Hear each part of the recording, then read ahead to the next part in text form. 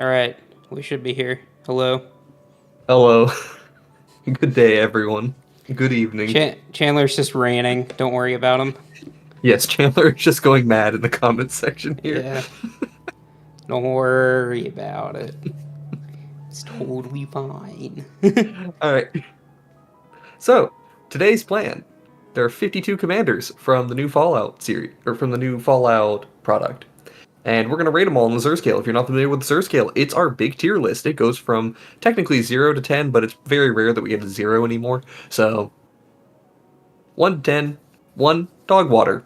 10, excellent, broken. Give it a ham sandwich, and it's going to run away with it.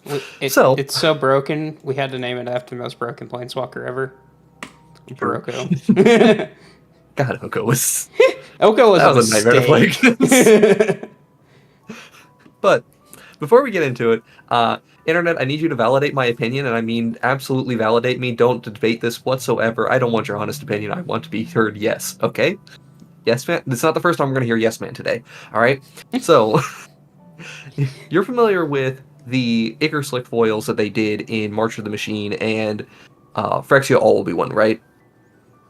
I was at my LGS, and apparently I'm in the minority on this. I really like those, and they hate them. Like, they don't want anything to do with them. So please tell me that I have the correct opinion and I can clown on my LGS. Okay. Anyway. There we go. Also, Matt, how are you doing today? I'm doing okay, you know? That's good.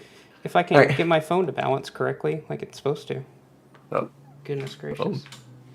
You're so slippery. So I can see chat without having to, like, you know. Oh, like alt-tabbing all over the place? Or looking over a whole bunch.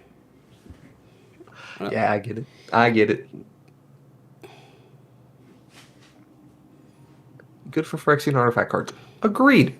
Diggers, like, sometimes could be a little bit weird with the legendary creatures that they did. But that said, I like the Kimbo one. The Kimbo one looks nice. The Kimbo one looks fire. And a lot of the planeswalkers are pretty cool. Even some of the ones that I don't particularly love still have a nice appeal to them, like Tyvar just looking like a character out of Jujutsu Kaisen. Like, he's going in for the one punch on that. Hooray, I am validated.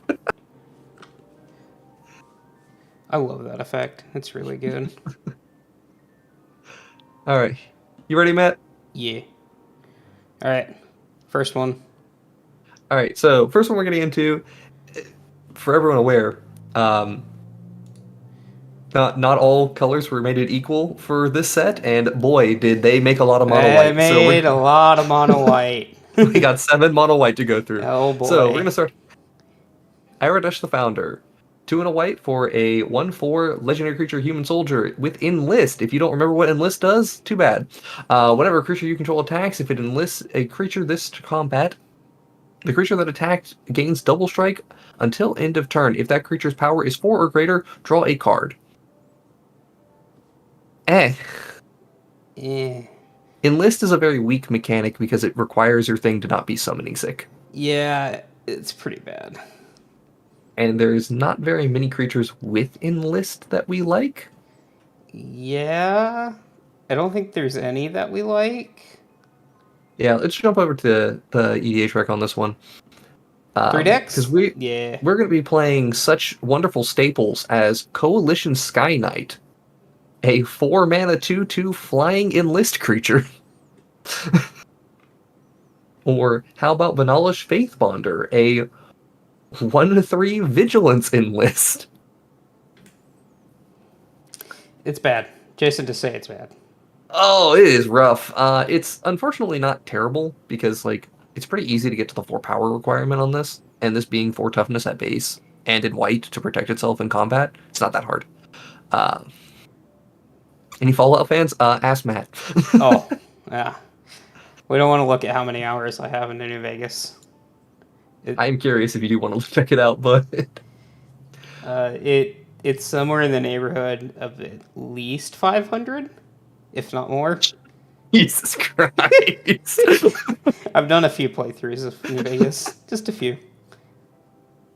New Vegas is the only Fallout game I've really played, and I only got through like half of it before I just kind of petered out on it. Yeah. Only like 25 hours in or something. So that game has a lot of content though. I played a little bit of 4 and then got bored of it because there's some problems with 4 that I can't get over. I got 8 hours, I think 6 to 8 hours into 4, and I just stopped. I didn't enjoy it. I really like the 1 and 2 and a lot of the callouts to 1 and 2 that we've got in these decks. So but Eridashir, I think I can call it a 3. yeah. Like, I think it's pretty easy to just get to double striking creature with 4 power and drawing a card every turn, and that is a good baseline to work with, honestly. Yeah, that's kind of where I'm at. It's like It honestly could maybe meh. be a 4, but eh. It's meh at best. All right, today. All right, is the 4th. Cool. bad commander. I mean, not terrible, but like not good. Yeah, so it's got, if it's your commander, it's got ward. Okay, hold on. Before I get into the analysis of it, let's get into what it's actually doing. So, Codsworth. 2 and a white for a legendary artifact creature robot. It's 2/3. Commander creatures you control have ward 2. You may tap to add double white and spend this mana only to cast aura and/or equipment spells, and you can tap it to attach target aura you control to a creature or equipment you control to target creature you control. Activate only as a sorcery. This is great. It's pretty good, Like, honestly. Like for mono white equipment commanders, like if we didn't specifically have SRAM, who's like just a genuinely good commander, this would probably be the best one. oh yeah, for sure. Awesome 99. Yeah, he's pretty good in the 99 too. Like this is the quintessential Sam card of mono white. So True. Yeah, I mean, yeah, it's just pretty solid. 4/5. Like, Uh, it's mono white equipment. is it almost 5 on its own? I mean, it's a 3-mana dork that Like, also cheats out equip cost. I mean, it does address literally every problem with equipment. Like, In that they cost the only. Okay, so it does cheat the equip cost by tapping to just move it around. The problem is you're not loading it up onto your commander then, which is the big weakness. Which is maybe enough to put it at 4. I don't know, but you can also tap it for mana, and that's really good.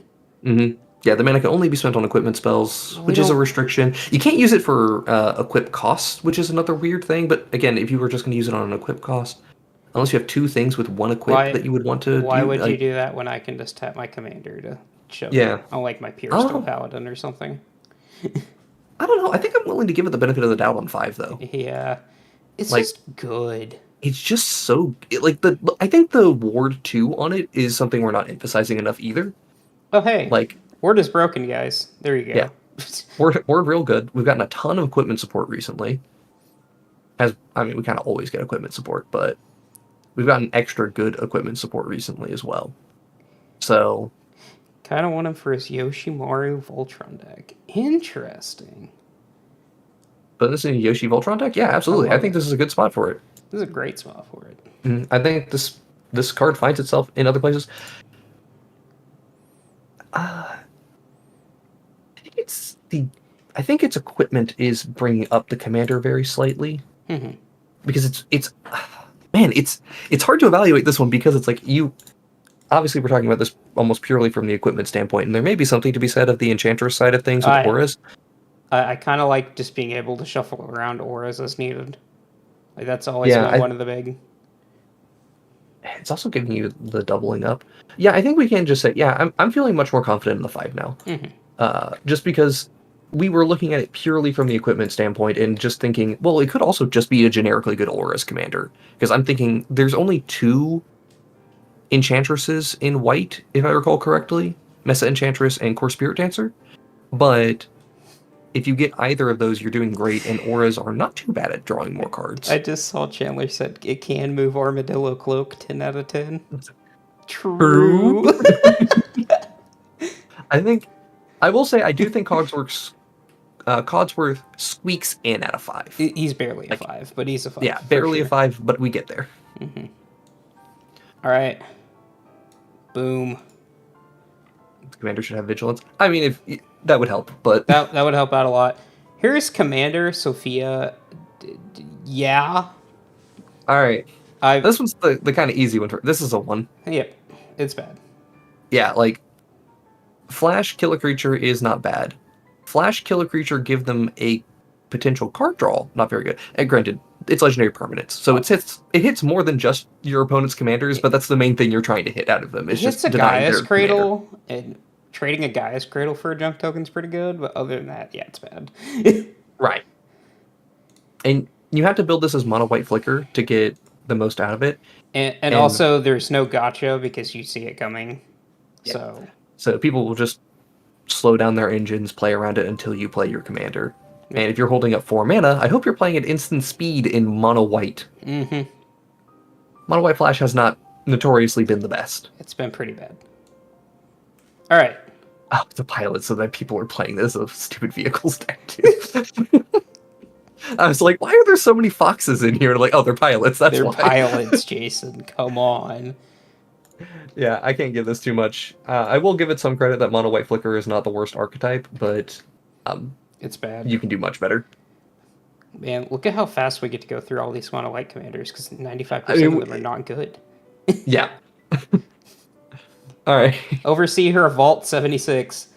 2 and a white for a 3/3 legendary creature, Human Advisor.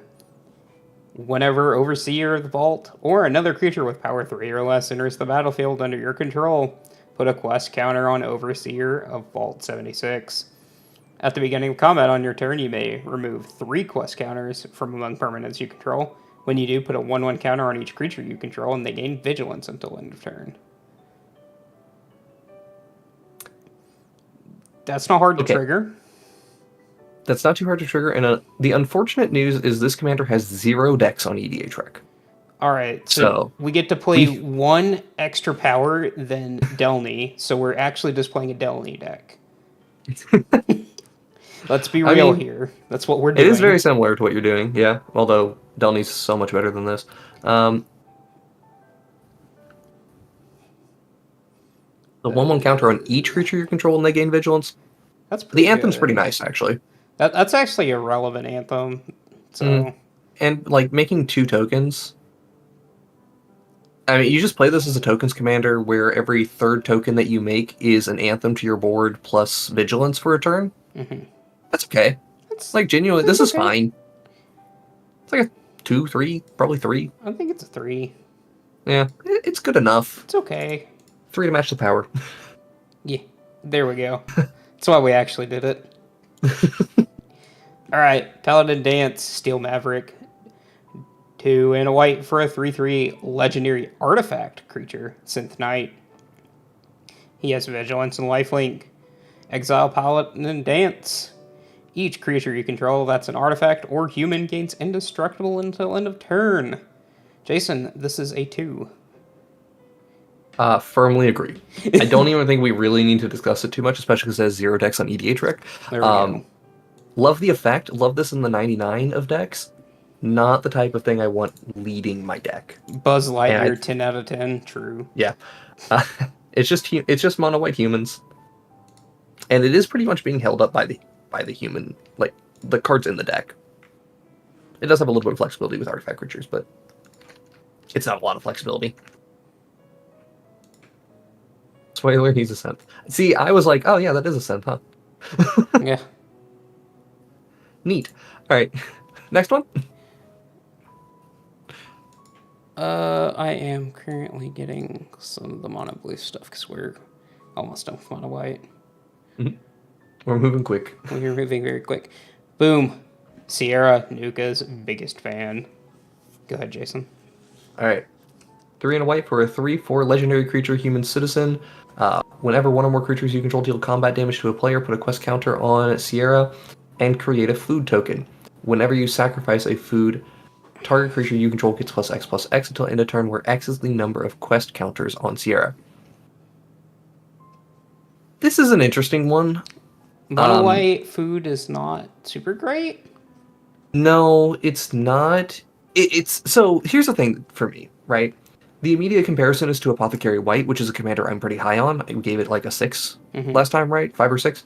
And the thing is, you just have to attack with that commander to get your food, and you don't have to sacrifice your foods. Yeah, and it's also only target creature, which is kind of like, Yeah. So it's not too terrible because you just kind of play this as flying plus, or flying and evasion plus food. Yep. Which can be like artifact creatures, artifact sack. You have some okay options for that. I'm just not huge on that. I'm just not the biggest fan. KCI? KCI. I mean, No. sure. You said KCF. You meant KFC. All right. This is what we're working with. KCI, I mean, sure. It's still not good. It's only target creature. Yeah, but and that's the thing. Like, I was thinking about KCI. Like, is KCI the card that we want in this deck? And I can't think of many good artifact sack outlets in mono white. So, Because you have to luck out. You can luck out to get 3 quest counters a turn and make 3 food.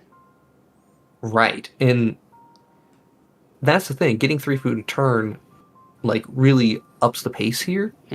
It's not terrible. It's just not great. So it feels kind of in the...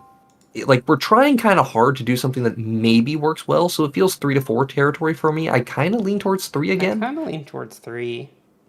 Because, like, I do think the other commanders are actively doing something easier to do, but they have less ceiling.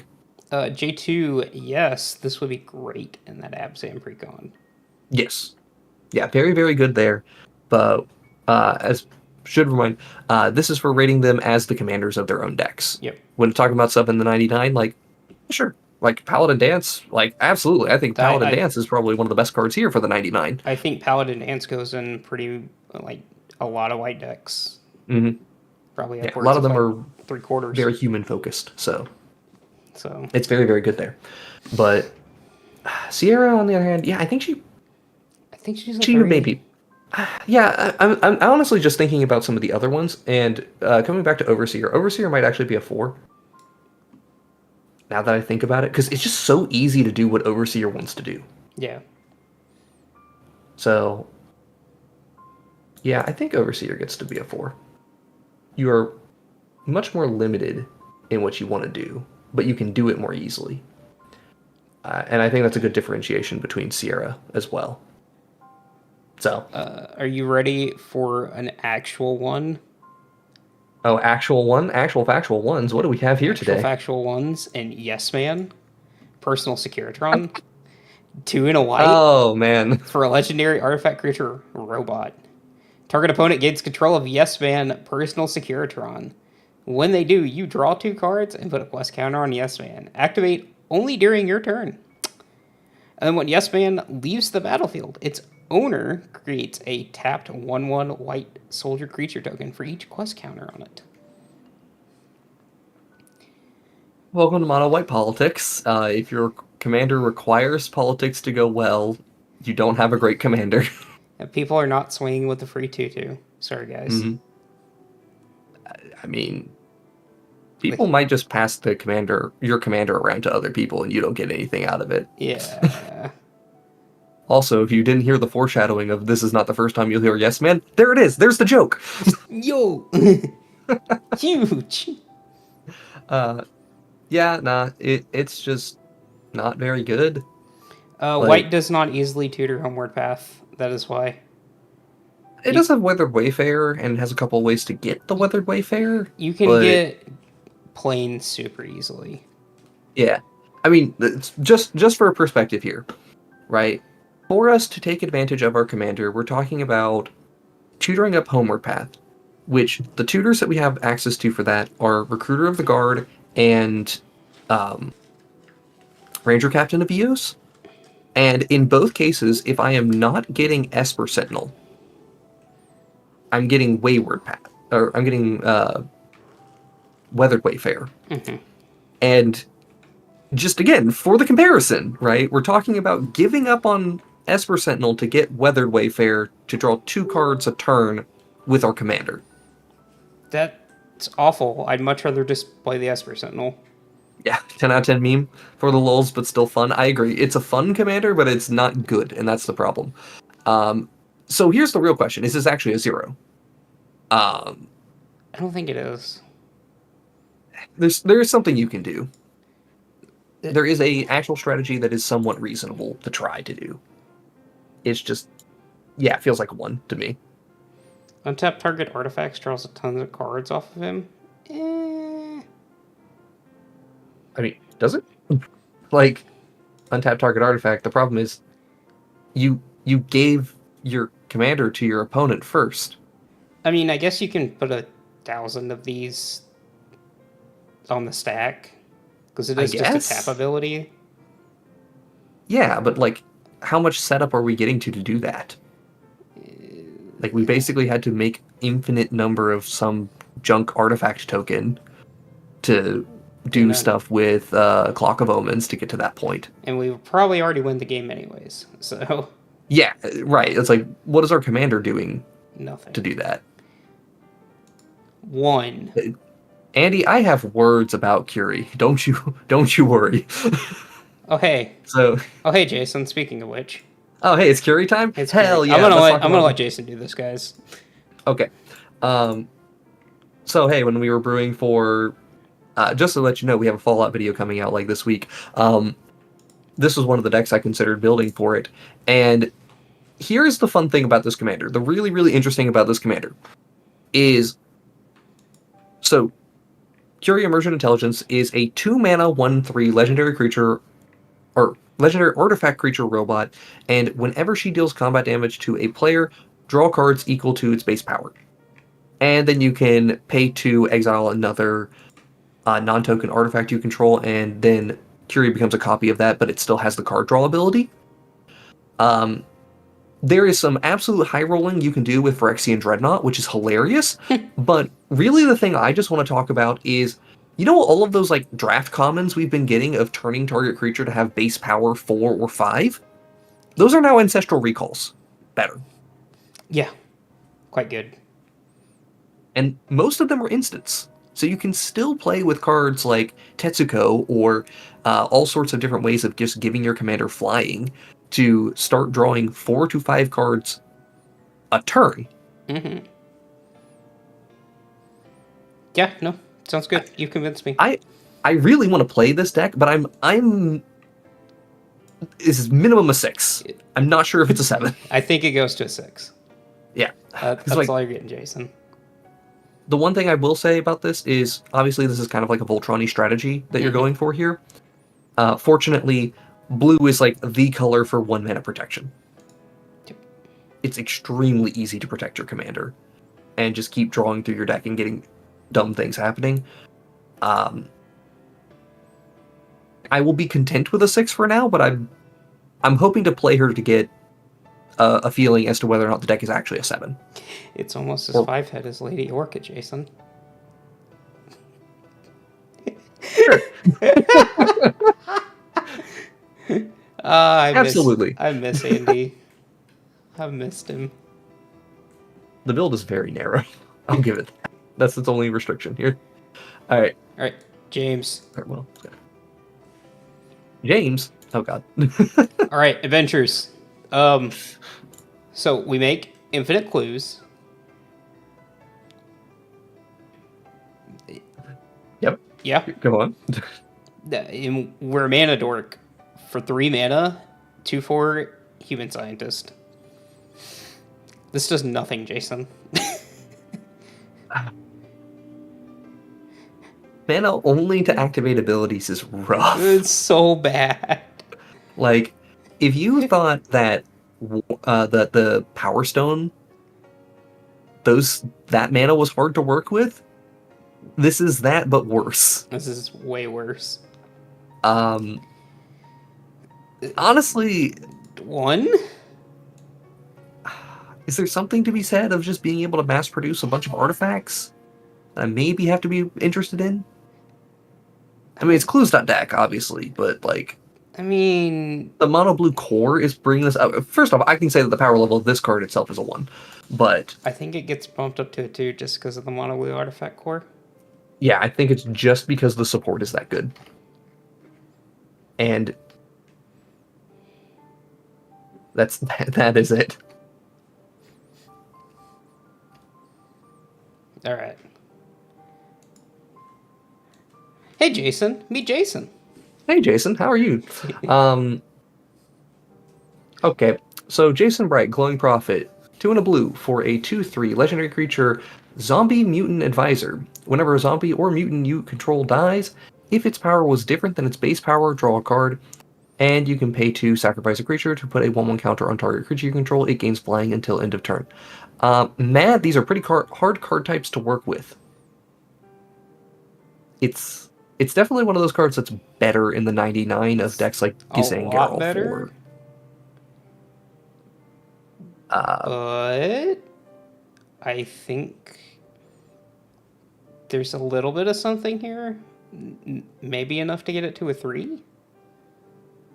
Oh, we want to start at like baseline 3? That's probably okay. Yeah. Like, I can't get it to a 4, but I can get it to a 3 in my head. Yeah, like I'm trying to think if there's not enough blue zombies. I'm actually just curious now. It's also I'm going to like no blue mutants. Can you jump over to the EDH report? I am just curious how many mono blue zombies even exist. Oh, we have some mutants. Right.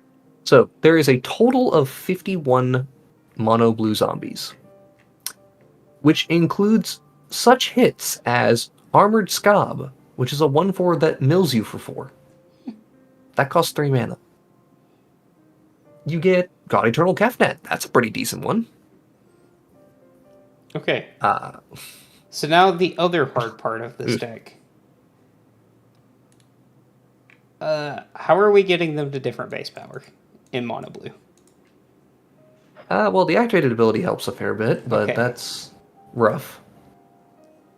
It specifically has to die, so we're already spending a 2 mana investment. Mm-hmm. To then spend another 2 mana investment. Yep. Which is gonna be yikes. It's kind of a yikes. A T. Be happy with it. So I was looking at the EDH rec and I saw like Metallic Mimic is fine. It's a way to help. Graft does work here, and mutants in particular are pretty good at getting 1/1 counters onto them because of Simic. Mm-hmm. But even then, they're not great at it. I just don't think it's. I think it's 3. Honestly, I don't know if I can give it a 3 as the commander. Might just be bad. Man, the more I look at it, this is just more awkward. More and more awkward it gets. Like, it has decent cards like Rooftop Storm, Necroduality, right? It has all the good blue zombie cards that you would want. Mason the Mind Cage? I mean... Yeah? Yeah. There's something to be said of, like, there's quite a few effects that actually give all your creatures flying, in particular all your zombies, and you could do something like Gravitational Shift, whatever that was called. It's just okay. Like, it's just bad. Just admit that it's bad. Stop trying to make it work. Yeah, no, I don't think it's good enough. I can't think of a good way to make this work. The zombies are just too weak, and the mutants are literally just not enough of them. Yep. So, right. Yeah, no, Jason, you're pretty strong, but your support's real bad. All right, guys. Spoiler alert: Nick Valentine is a synth. No! 2 and a blue for a spoilers. legendary artifact creature, synth detective, 2/2. Nick Valentine, private eye, can't be blocked except by artifact creatures. Whenever Nick Valentine or another artifact creature you control dies, you may investigate.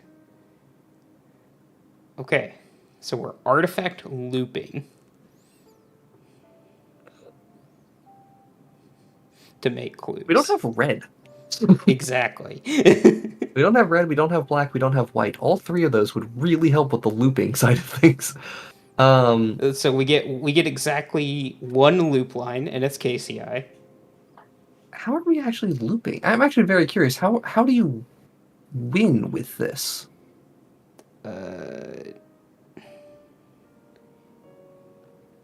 Because like, so I'm thinking like how the actual looping would work, right? So we can Would draw our require deck with a KCI, a scrap trawler, and a mirror retriever.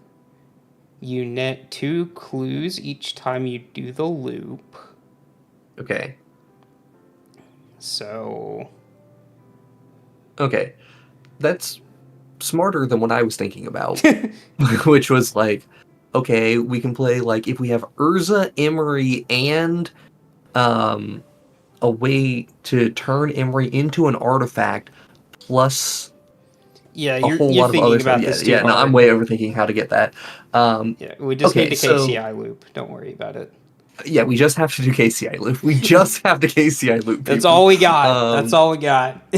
I mean, hey, there's redundant effects in that. There's ways to reduce the artifact costs. The We've only gotten problem decent. is that you're locked into KCI. There is no other option here. Yeah, trying to win without KCI seems terrible. Yeah. Because, like, realistically, Nick is actually doing nothing if you aren't sacrificing your artifact creatures. Mm-hmm. And Blue has a few sack outlets, but it doesn't have that many. It's, again, it's red and black that would really help with that. Yeah, we kind of need red and black. Because Infinite with March of the Machines. I mean, you're correct. It forces a draw. Technically correct. The best kind of correct. I mean, this is very much the hey, I'm playing what's her name, Eloise, and I don't feel like letting this game go on. Yeah, I guess you're right about that. Sure. Oh man, that's. I mean, yeah, sure, grants infinite artifact ETBs, I guess. I mean, that is relevant for like, is it diligent excavate? No, because that's a cast trigger, not an ETB trigger to mill your opponent. So it works with like Altar of the Brood then. Sure. Do we actually? This is very much care about that? I guess meme at the moment. Like, I don't know. I don't feel like that adds enough. I think it's just a. I It think gets it's a 3. It gets drug up to a 3 because of KCI. If it didn't have KCI, it would be a literal 1. Actually, I think I had to 2-3 split it then, because the difference is KCI. Mm-hmm. It's like you're either building KCI or you're just Yeah. Let me being see. bad. For what it's worth as well, 50% of these decks, of the whole 19 of them, are playing KCI. So, like, it is a known quantity. It's something that we can think about. I still think it's just kind of... Here's the other thing. How much of this is, again, artifacts pulling their weight versus Nick pulling the weight? Oh, it's entirely artifacts pulling their weight. Yeah, and then which Nick's power would be the 1 here. Yeah. The only other thing I can give it is the unblockable is kind of nice in some niche situations. I guess you could throw some like random enchantments on that thing to start drawing cards in weird ways. And it triggers some of your combat-based triggers as well. Maybe that's something we haven't been exploring enough. Right? Because like, not Cyberdrive Awakener, but I'm blanking on the name of it. There's a couple of artifact creatures that care about like when an artifact creature you control deals combat damage to a player. Research Thief, that's one of them, and then the other one is the Sphinx, Sharding Sphinx. Mm-hmm. So that Okay. still doesn't feel great to me, though. Like, I'm just guaranteeing my other card is slightly better. Neat. I make a 1/1 Thopter with Sharding Sphinx. And Yeah, maybe draw 1 card. Yeah, no, I think... Alright, I'll give Nick the 2 on the power because the unblockable is worth something. But the rating of this card is a 2 for the normal and 3 for the optimized, so I think we bump it down to a 2 on the actual thing here. It's just bad, chat. There you go. It needs some love, and I don't think it'll ever get it. It only gets this 3 because it has artifact synergies. Just remember that. KCI saves it enough to do something. All right. Piper. Just not enough, though. Hey, what were we just saying about Nick? But Jason. Mm-hmm. Relevant text here, baby. New Lannis has entered the room. Oh yeah, it's basically like Lana stuff. Okay, so this one we're actually trying to sacrifice the clues, so we want the mana to activate the clues to sacrifice them to keep doing stuff. There's plenty of things to make it so the stuff can't block. Piper gets larger. She gets big, she makes more clues, then she gets bigger. There is a scaling effect here. It's pretty weak though. I think it's still just it's a 3. I think a 3. Yeah, like I'll give you at least you are resoundingly a 3, and it is your own power getting you there. But you have like one build and it is awkward. It is bad. Just say it's bad, Jason. It's bad. It's so meh. Well, it's not bad. Bad is 2. Meh. It's meh. It's a meh. All right, Tunnel Snakes rule. Tunnel Snakes rule. What the hell? I don't even... Okay, sure. Wait, have you never played Fallout 3? Do you not know No. about the Tunnel Snakes ruling? No. I mentioned both of the Fallout games I have played. This is Unless what you I like have to count Shelter. with. This is what I have to deal with on a daily basis, chat. Alright, so... Butch Deloria Tunnel Snake. 1 and a black for a 2/2 legendary creature human rogue with menace. Whenever Butch Tunnel Snake attacks, it gets +1/+1 until end of turn for each other rogue and or snake you control. Put a 1 and a black, put a menace counter on another target creature you control. It becomes a rogue in addition to its other types. I think this is pretty much like the snake thing is just flavor more than anything. It's really just rogues. Like it's rogue typal, it's rogue kindred. See, Chandler gets it. Snakes rule. All right. Guy gets thick and has menace stuff. Menace not bad. Actually progresses game and potentially ends it. Dies to board wipe. Dies very hard to board wipe. But plays that cool cards. Can be said for a large majority of commanders. Mm-hmm. Yeah, I do like some of the rogue synergies against. Like if you click on the EDH rec really quickly, like getting to play cards like Bitter Blossom is really nice. Mm-hmm. Frog Tosser Banneret, that's actually really helpful. Grim Hireling, don't really care that much about Nighthawk Scavenger, but it's not bad. Una's Blackguard. Una's Blackguard is really the card that I'm like, hey, you are what makes this type of deck work. Yep. And you just opposition agent because it's a rogue. Oh, Varagoth is a rogue, Jason! Yes! And you can give it Menace. Menace Death Touch is really, really annoying because that means 2 creatures have to die. Not sure about Morbid Opportunist in this deck, but sure. It's a rogue. It's a rogue. The Tranquil's Doth Father fine. is a rogue, Jason! Yes! Our CEDH cards, Jason! We could have Roaming Throne, which double triggering your commander is kind of neat. That's pretty good. Then again, I get to say that about it. Basically everything. Insert X commander getting doubled by Roaming Throne. Yeah. There was a couple of cards that cared about things having menace as well, so it's like... It's not the worst. It's not bad. I don't hate it. I don't hate it either.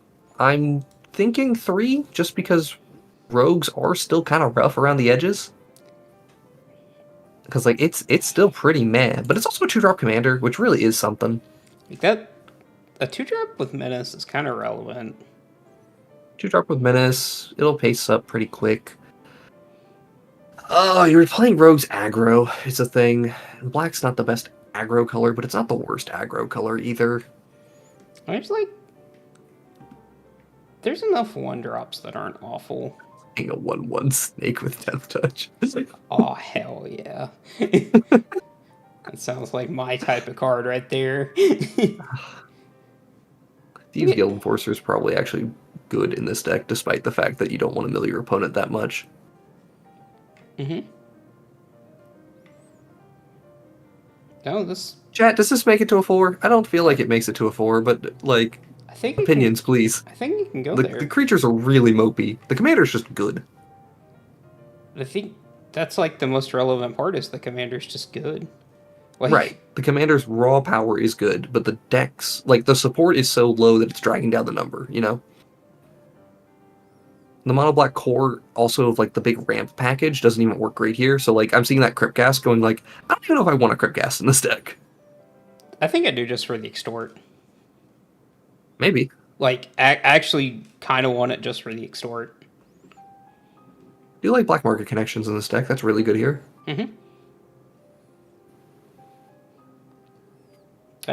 I think it can go the distance, Jason. I think it's good enough for a 4? I actually think it might be. So I'm just thinking, like, yeah, your cards are really mopey, but then Butch just gets big. It, like, deals decent chunks really quickly because your cards are so mopey and low cost. Yeah, that's the thing. The mopey low cost creatures are the thing I'm kind of like, it's not going to be hard to get Butch to come in for a 6. Like, 6 power, pretty easy. I can easily see 8. Very easily. I don't know about 8, because, like, to get to 8 power, you need 6 other creatures in play. Sure. That alone is just a little tough to do. We can also make Cryptghast into a rogue. True. Like, any like, mediocre creature we want to put into the deck can just become a rogue. Like, Roaming Throne gets to sit there and be a rogue whenever we want it to, which is nice. Ophiomancer gets to become a rogue. Mm-hmm. Yeah. That also makes a snake. Like, yeah. There's just not many things that make 2 rogues. There's not many things that make 2 snakes. Okay. Just hear me out on this. Why don't we just play good cards, say forget the rogues, and then make them into rogues? It's a lot of mana. But we also haven't even really explored much of, like, the menace, like, the benefits of having menace on your commander. But, like, aside from just the good pressure that you get from that.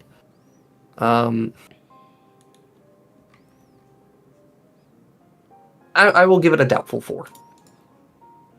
Hey, we did it, chat. Illusionist Bracers, yeah. Anything that doubles up this trigger is insane. Like, me and Jason can both agree. Anything that doubles up this yeah, that's the thing. Roaming Throne, like, getting double of that trigger is really, really good.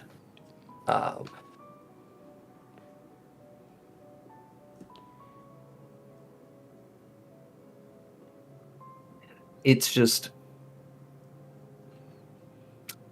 It's rough. It's rough. This one's, like, uncommon, though, right? So, like, that'd be kind of cool to see it in a PDH, but I don't think you lose that much. I don't think you lose, what, like Bitter Blossom, Ophiomancer? That's it? Bitter Blossom, Ophiomancer, a couple of, like, you lose Roaming Throne, which... You lose all of your doublers, right? But you get to maintain just fine mopey creatures overall. I was going to say, that format is nothing but fine mopey creatures, so... Mm-hmm. So, yeah, sure. Okay, next one. All right, Jason. Here's the dreaded card. Have fun. I'm going to go pull up the other cards from the set. Yep. All right, Hancock, Ghoulish Mare. 2 and a black for a 2/1 legendary creature, zombie mutant advisor. Each other creature you control that's a zombie or a mutant gets +X/+X, where X is the number of counters on Hancock. And then one very, very important word on this card. Undying. So if you missed our stream where we did a lot of talking about the commanders from Doctor Who, I can't remember his name, but the 2-drop artifact guy who has Undying really threw us off. Like, there is so much to be said about putting Undying on a commander, and the one thing we kept coming back to time and time again was, well, we can never have black in the deck. It was literally impossible to do it. All right, Jason. So, what if I told you we get to have black? Mm-hmm. And then, Jason, we care about zombies in mono black with Undying. Okay, so, hey, mentioned how, like, for the recording that we did, I built a few decks. Hancock was one of them. Hancock is really, really easy to build a very good board. I won't say oppressive. No. Because, like, the zombie synergies is... Like, mono black zombies is perfectly fine. It's a quality deck. Mm-hmm. But it is not the most powerful thing you could be doing. Hancock, though, when you get to just sit there and play with Agatha's Soul Cauldron in the deck to enable a whole bunch of shenanigans, or you get to play other ways of putting more 1/1 counters onto your commander off of something like Tarian Soul Cleaver, or you just get to do Gravecrawler loops, and more importantly, Feral Ghoul is insane in this deck. Because it's Feral just, Ghoul, it's at your so top easy. there. It's Yeah, just so Feral easy. Ghoul, once you set up your combos, you don't even actually need Hancock to be there, but it is a way for, once you start doing the loops with Hancock, Feral Ghoul is a way that you can just win, because you get Feral Ghoul up to 100, and then you just sacrifice it and go, okay, cool, everyone, have yourself 100 rad counters. You'll mill first. Okay, very serious question, Jason. How do we actually get this 1/1 counter off of Hancock? How do we get a 1/1 counter off of it? Yeah, so that way we can keep doing the Undying loop. Oh, Yawgmoth. Okay, Yeah. that works. Checks out. The other thing, though, is that it's just easy to kill off Hancock and then reanimate it. So, it was just good. I felt it was a perfectly fine commander, but it wasn't one that I wanted to play. I think 6 is a starting point. There we go. I personally think Curie's actually better, but... I think Curie is a little bit better, but Hancock is just... The core man is just so good. And it's easy. Yeah. Like, you're already playing with cards that you already liked playing. The deck kind of plays itself, too, which is Yeah, kind of big. You can go deep on the aristocrat side of things, you can go deep on the zombie side of things, or you can just do this meshing of each of them, and it creates something very powerful. Yep. What about Yawgmoth? That's the winner, baby. Yeah. Yeah, no, Hancock's at least a 6. I think 6 is the fair point for it, though. 6 just feels right. Yeah, 6 feels very, very good to me for this. Although while I'm here, where did we put our good friend Mikaeus? Mikaeus is a 7? I want to bump Mikaeus down to a 6. My case can come down. Because I actively feel like Hancock's just a better Mikaeus. I don't think that, because the thing is, Mikaeus is like a better Aristocrats commander. Just a generic Aristocrats commander. And it has combo outlets, right? But you just have to get a lot of mana, which Hancock does not ask for. Hancock's like, yeah, just play zombies, I'm cool. Just play your three mana creature that wins you the game. Alright, mono red. Duchess, Wayward Tavern Keep. 3 in a red for a legendary creature, human citizen. Whenever a creature you control deals combat damage to a player, put a quest counter on it. She then says, pay 1, remove a quest counter from a permanent you control, create a junk token. She is a 4/3. Jason, do I need to say that this card is like a 2 and call it good?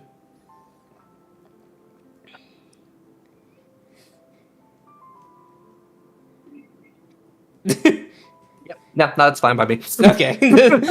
You had to think about it for a second, so I was like, Stat line's pretty decent. Yeah, there's some positives here.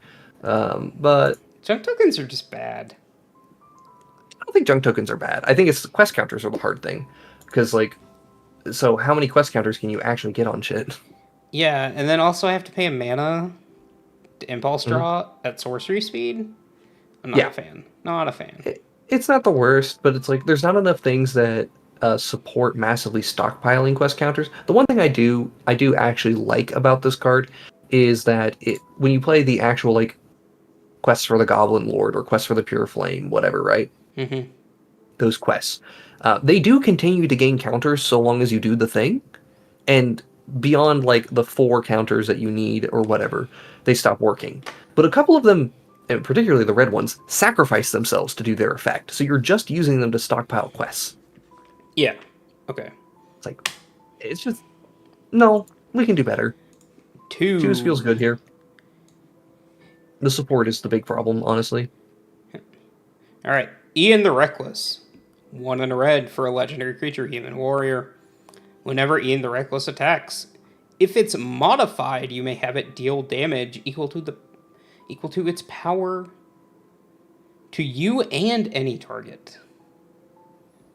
Yeah. So it deals it to you and an opponent. How to kill yourself. .jpg. Ian. I actually like the design of this card a fair bit. I do too. Because, like, yeah, the issue is the reckless part. This thing is really, really, really nice if you can get lifelink. Mm-hmm. If you can't get lifelink, we in trouble. And I think we're gonna. We have the how many good equipment that give lifelink? Like 2? 3? Yeah, I mean, okay, you can define Lockstone Warhammer as good as much as you'd like, one way or another. I actually think it's good in this deck because it is +3 power, trample, and lifelink, but it's not first strike, which is also a huge problem here. Yeah. This commander is very reckless, it's very weak. Honestly, this commander is probably a 1. Even though I really like the design, it's just so hard to make anything good out of it. Oh yes, lifelink in red. True. Yeah, lifelink in red. We are so good at that. And this is like... Yeah, you're going to find that this is a pretty consistent problem in, specifically this deck. Well, Universes Beyond stuff in general, just to harp on it for just a second, has this tendency to create very unique effects that don't have support.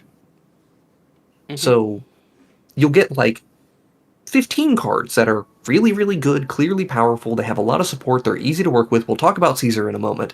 Like, we'll get there. we'll get there when we get there, right? But you also, for like every one of those, you get 2 Ians who are like, man, it's like you're doing something that really wants support. Actually, more accurately, it's whatever like we just talked about before. Almost there. Mm-hmm. Yeah, like you're trying, but you're just yikes. So anyway, off of that for a second. Next one is Rose.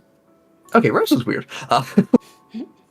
So Rose Cutthroat Raider is 2 red for a 3/2 legendary artifact creature robot with first strike raid. So at the beginning of your end step, if you attack this turn, create a junk token for each opponent you attacked. And then whenever you sacrifice a junk, make red.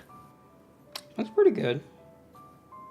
Yeah, like honestly, at its core, every time you impulse, or essentially every time you want to impulse draw with this deck, add red. Yeah, you can suicide your creatures because you don't care if they actually connected. Yeah. 3/2 first strike for 4 mana, not really the best stat line that we're working with out here. You know, it is just progressively impulse drawing you and giving you the mana to do stuff so you can play during your main phase and then go afterwards. I do see here that Aggravated Assault's a highly rated card. I'm not sure how good it actually is, though. You can so easily just play like the goblin cards that make goblins suddenly attack. Right. And then you just get a mana out of it, which is pretty good. Yeah, the setup here is not hard at all. Oh, and we have KCI. Don't forget, Kelvin wants us to know about KCI. Kelvin wants to make sure we didn't forget about KCI. Yeah, right. Or feels good here. Yeah. I think I may be wrong, honestly. I could actually see this being a 5. But I think 4 is the right spot. I think 4 is okay. Yeah, the card, like the specific card that has me thinking about if I'm wrong is Loyal Apprentice. Mm-hmm. Because that just makes 1 token every turn, and there's multiple creatures, especially as you mentioned, the goblins, right, that do that. There's ones that scale up with the more combats you take as well. Okay. So, Gutty, you said that's a storm deck. Unfortunately, there's not an easy, consistent way of making junk tokens in mono red. Storming with this? Like, okay, if I could if I could make infinite junk tokens, then this is absolutely cracked out of its mind. But I can't. I mean, I'm just curious. How many ways in red do we have to make junk tokens? 1, 2, 3, 4, 5, 6, 7, 8, 9. We have a total of 9. How many of those make more than just one? How many of those are repeatable, making of junk tokens? Ooh, repeatable. Ooh, that's a very important word there. Yep. Let's see. So camp is repeatable. That's slow. Crimson Caravaner. That one does work as well, but that's a 3-mana 1/2 with double strike. That dies pretty easy. Makes 2 per. Duchess is actually just helpful here. Yeah. Junktown, it's a singular effect, but it makes 3. That's a lot of. That's a huge mana investment.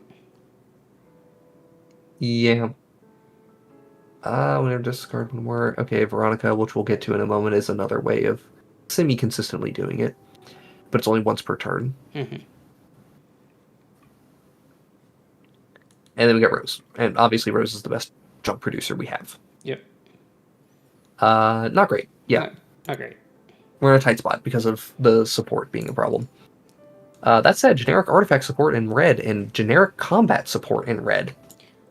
Gets to drag her up to a 4, guys. I don't think she can go to I do 5. think she holds herself pretty well. It's just... we just don't have enough junk support. And I don't know if we're ever going to get more junk support. I would like it, because I think junk's actually a nice artifact type, but...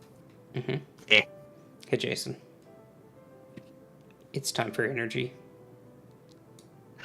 No. It's not time for energy. It's time for mass land destruction. So this is the Motherlode Excavator. 3 red for a 5/5 legendary artifact creature robot. When the Motherlode enters the battlefield, choose target opponent. You get an amount of energy equal to the number of non-basic lands that player controls, and whenever it attacks, you may pay 4 energy. If you do, destroy target non-basic land depending player controls, and creatures that player controls without flying can't block this turn. Oh, God. Can I just call this a 2? Yep. Like, I don't feel like I need to really evaluate this too much, because targeted non-basic land destruction is whatever. The energy production in this color combination is not very good. We'll get... Granted, red's not the worst, but... We'll get to it eventually. Yeah, no, I'll talk about energy production in a bit, but otherwise you're just playing kind of this weird commander. It's a little bit unblockable. It may actually be a 3, just because, like, I don't know, artifact creature beats plus having a commander that just makes your stuff unblockable for a turn is not terrible. But, no innate card advantage, and you're quite bad at it, I should add.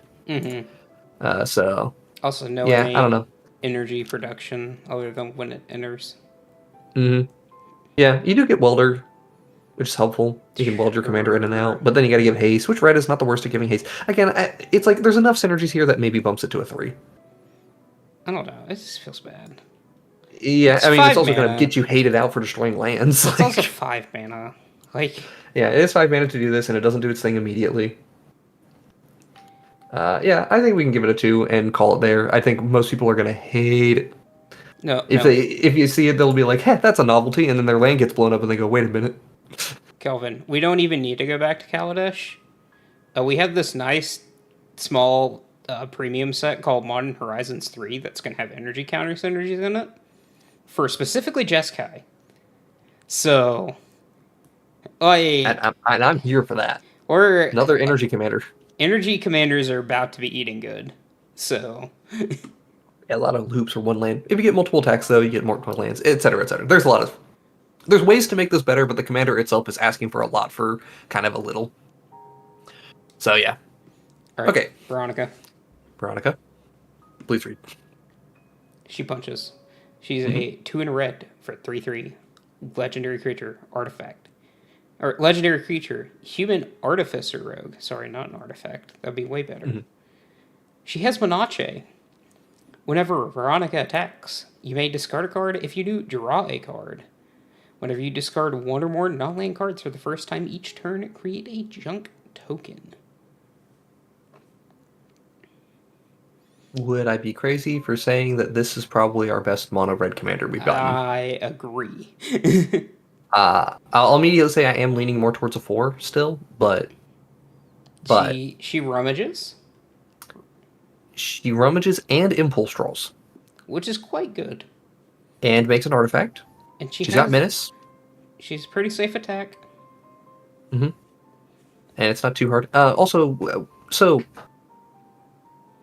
this is going to come across for a lot of standard and pioneer players in particular. We talked about Inti last time as being a legitimately solid commander. And this is very similar to Inti, but we upped the value. We traded a little bit of aggression for value, and we had Inti at a 4. Which is where we're going to be putting Veronica at. Yeah. So about on par. I genuinely am not sure which is better, because Inti coming down on turn 2 matters a lot, giving the 1/1 counter, and not needing to attack itself, very relevant. Veronica is self-contained though, which is very good. I think that puts them about on par. I think they're about on par. And if one gets better, the other gets better. Let's be real here. Yeah. I will say now, though, that I am going to bump up the color support on Veronica and Inti, because they are, in many ways, the same deck. All right, Jason. Harold and Bob time. Oh yeah, we got 2 mono green commanders, right? We have 3. Come on, get it right. 3? A whole 3? Whole 3. Before we get to interesting cards. Before we get to interesting cards, we have 3. Sure. All right. Harold and Bob, first Newmans. This is 2 and a green for 3/3 legendary creature, tree folk mutant with vigilance and reach. Whenever they attack or whenever they die, if it's a creature returned to the battlefield and it's an aura attached to a forest you control, and it gives that forest the ability to tap for 3 mana of any one color, but you get 2 rad counters, and then Harold loses all of their abilities. So we want to kill our commander to ramp big. It's genuinely there to be a nuisance, and then it starts milling you, and maybe you can do some cool mono green self mill stuff, but mono green self mill's not great. Mono green self mill sounds bad. Also, I lose life with rad counters, which is relevant. Can you go to the EDH rec? Because I do think this is interesting to talk about, at least. 5 decks, there you go. 5 decks, yes. So the particular thing I want to point out is that the creatures that they're playing is land untappers. Okay, sure. So the goal very clearly is to do something big with your lands. Okay. We are trying to go very, very big with this deck. Neat. It's risky. It's not quite as safe as what a lot of green decks will typically do with these, stompy shells where they're willing to play things like Elder Gargaroth. I don't think this is an Elder Gargaroth deck, for example. I wouldn't be surprised if somebody's playing it, but I just don't think it is a great one. And I don't think the graveyard synergies are really that good. They're okay. I'm just not a fan, Jason. Nor am I. I'm trying to see if there. Honestly, I'm literally just trying to justify 2 here, because I'm not sure. I feel like there's something here where just generic green stuff can hold up, and you don't have to care that much about your rad counters because you'll kill them with big value anyway. So it probably is enough to get it to a 2, maybe a 3, but it reads like a 1. 2. Have fun. Hey, Jason. Speaking Hi. of 2s. Oh boy, 2 power. 2 whole power? Okay. All right. So, Lily Bowen, Raging Grandma. She's 3 and a green. Mutant Warrior. 0/0. Vigilance. She enters with 2 1/1 counters. At the beginning of your upkeep, double the number of 1/1 counters on her. If her power is 16 or less. Otherwise, Remove all but one 1/1 counter on it. Then you gain a life for each 1/1 counter removed this way. You had me at this first half. Not gonna lie. So, we played against this deck. It didn't feel that good. Well, I mean, it put me under a lot of pressure and forced me to make a lot of risky plays as a result. So it's not the worst, but it's like, the mono green 1/1 counters thing. It is not hard for Lily to hit 16 or 17 counters and then immediately get do reset. nothing else for the rest of the game. Yep. So you have to get your one kill on that immediately and hope you can drag out the game long enough to make things work. And I don't even think it's that good at getting that one kill. No, I think it's okay at it. It's not great at it. 4 mana to start here is a little rough as well, but there's plenty of ways of getting 1 or 2 additional 1/1 counters on your commander in mono green. Like, super easy. You get to work with all of the big power matters stuff as well. So, like, realistically, I feel like the commander's a 3 or a 4, probably a 4. I think she's a 3. Think so? And I'm going on this based on she has vigilance and not trample, which is actually the biggest thing. Yeah, that's a huge issue with her. I don't know. The thing I like about her is the redundancy, because, like, so just for getting additional 1/1 counters in green, we have Hardened Scales, Branching Evolution, the Ozolith, the Shattered Spire, and we have Kami of Whispered Hopes. And we're in green with tutors and redundancy to find those things to really start scaling up the commander quickly. Oh, I forgot. You also have Benevolent Hydra. There's 5 of these things now. Yeah. I don't know. Feels easy to kill somebody, but to kill one person. Kills one for that's my thing. It's like kills one person good. Yeah, but then you just get completely taken out of the game. Oh yeah, because you're the problem. Yeah. The only nice thing you get to say is, wait, I'm not going to be the problem in 2 turns. Okay, Ethan. Yeah, alright, sure. We can leave her at a 3. Like, it just... Has all the support in the world, at least, but yeah. Alright, Strong. The Brutus Thespian. This guy. 4 green, Ward 2. Enrage. You get 3 rad counters and put 3 1/1 counters on Strong. And then you gain life rather than lose life from radiation. 6 mana, 7/7, Jason, go ahead. I mean, we basically have a vanilla commander. we have a vanilla commander and we have fight spells. That's what we have. Okay. What are we doing? We're not doing anything. Definitely not doing much. 1? The 3 counters is pretty decent here. Gets you to 10, and then the next fight spell gets you to 13. So you do the killing, and you do have Ward 2. Not the worst. Feels like a 2 though. Feels like a 2. Yeah, like, I don't hate it. It's just, it's definitely not good. Yeah. So long as you include ramp and fight spells, like, you have... You've got options, people. You've got options. Alright. Ward 2, it's in there. Yeah, I mean... How dare they do this to our good friend, Colossal Dreadmaw? Why would you print something so similar? Alright.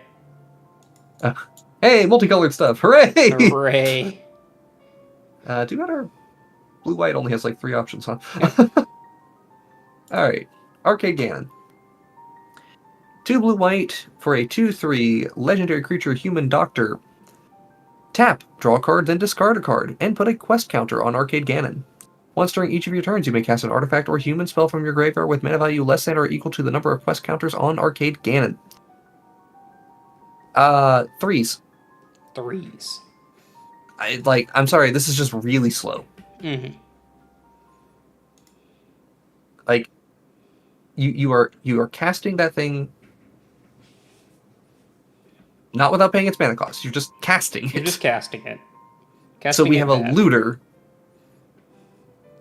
that costs 4 mana. Yeah. And the Bad. reward is occasionally casting something from the graveyard and getting reset if it gets killed. Meh. Yeah, that's about as meh as I can get here. I mean, you're at least in good color combination, but the commander's bad. So... Alright. Moving on. Yeah, that's true. just get out of here. Elder Owen Leons. 2 Indazorius for 3/3. Artifacts you control have ward 1. Whenever Owen dies, or ETBs or dies, return target artifact card from your graveyard to your hand. You were so close to greatness. You were so close. Okay, new artifact combo piece that reanimates creatures, only gets things mana value 3 or less, so does not combo here. Yep. I'm just gonna check the EDH rec really quick to see if there's anything. I see a lot of bobbleheads. Cool. Hell yeah. We got the self mill. We have got 2 whole decks, Jason. Have fun. Yeah, we got nothing to work with here. Is there any particular thing that we would maybe want? Because, like, you know, okay, really pushing it, right? We've got Hullbreaker Horror plus Jeweled Lotus. So you can do an ETB flickering back and forth. You could just play this as Artifact Flicker as well, and that way you're just returning artifacts from your graveyard to hand every turn, which is like, eh. Yeah, but like, why do I want to flicker this when I can flicker my other relevant pieces? True. Very true. Like, that's my thing with this card. It feels like a wonderful shade of 2s to 3s for me. Probably like a 3, just because it's just 3. good enough. I mean, I don't know, man. The looter feels almost better. Yeah. Oh, that's rough. Rough. Okay, it's bad. Either way, it's bad. All right. All right, Jason. I have opinions. You get to talk. Go ahead. I'm gonna let you talk on this one. Yep. We can start pulling up other stuff. All right. So we have Rex Cyberhound, which is a commander I have now played 4 games with. This is 1 in Azorius for a 2/2 legendary artifact creature robot dog. Whenever Rex Cyberhound deals combat damage to a player, they mill 2 cards and you get 2 energy. You may pay 2 energy, choose target creature in a graveyard, exile it with a brain counter on it, activate only as a sorcery. And Rex has all activated abilities of all cards in exile with brain counters on them. Hey, well played. So I don't know if you've ever played with or against Marisol, but this is Marisol with worse colors, but weirder but different hoops to jump through. It's not necessarily worse, it's just different. So the big thing on this is you get to play with a lot of these energy cards and these self-mill cards alongside these activated abilities. The deck wants a lot of pieces. Like, it really, really has like a very narrow build you get to work with. But you get to do things like build infinite mana combos very easy. If you're familiar with Pilipala and Grand Architect, that combo generates infinite mana of any color. And Rex, you can play the deck just by milling your whole deck, or as much of your deck as you would like, to generate that combo. You put it into your graveyard, then you get to generate infinite mana. Notably, put an asterisk on that. Don't do this into the Mothman. Again, you didn't see it, but I was winning. If I didn't die on that single attack, I was winning that turn. Don't worry, chat. You'll probably see it this next week. You counter my Stony Silence. Yeah, I counter your Stony Silence. I need my artifact dog's activated abilities. That's the whole deck. The deck is vulnerable to artifact hate and grave hate and creature hate and a lot of things. It takes a lot to get going. It is asking for a ton. But the reward is just winning the game. Yeah. In these very convoluted ways. Deck feels like 3, maybe 4 for me. Probably a 4. Probably a 4. I think it can squeak its way into a 4. You can just assemble your stuff super easily. Right. It's the big problem I found with Rex in particular is your energy producers suck. And that includes Rex. Because attacking with your 3-mana 2/2 is not that easy. People will absolutely block that thing, especially because you're just randomly milling them, and they hate that. Yeah. The support is also kind of weak, so, and very inflexible deck. So, yeah. Commander's cool though. Mm-hmm. It was interesting to play with. Oh, Jason. Okay, Raoul, Troubleshooter. 1 and Demir for a 1/4 legendary creature zombie mutant rogue. Once during each of your turns, you may cast a spell from among cards in your graveyard that were milled this turn, and tap each player mills a card. Note, it is cast, not play, so you do not get lands off of this. Yep. There is no guaranteed free spell here. Okay. You got anything here? Because honestly, I don't have a lot to say on Raoul. It's kind of rough.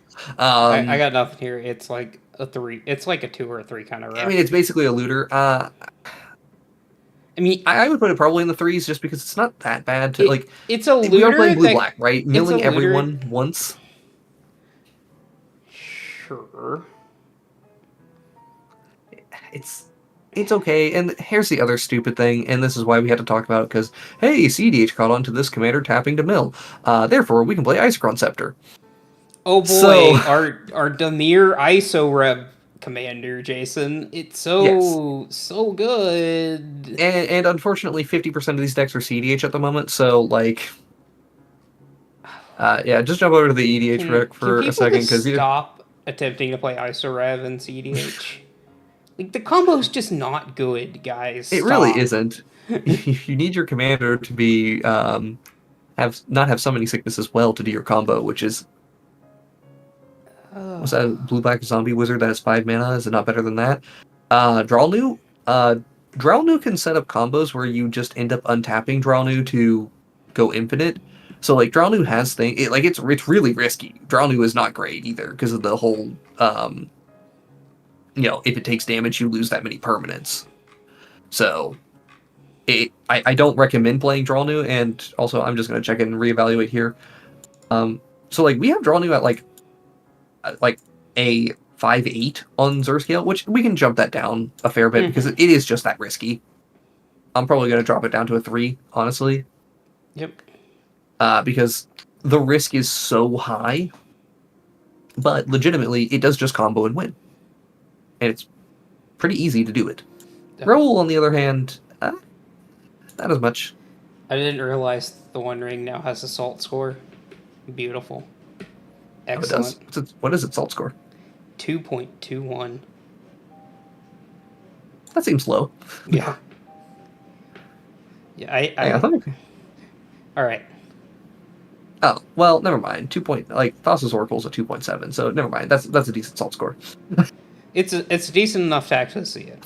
I thought the salt score was higher, out of 5 or something, right? No, it's out of 3. Well, never mind then. That's a pretty good salt score.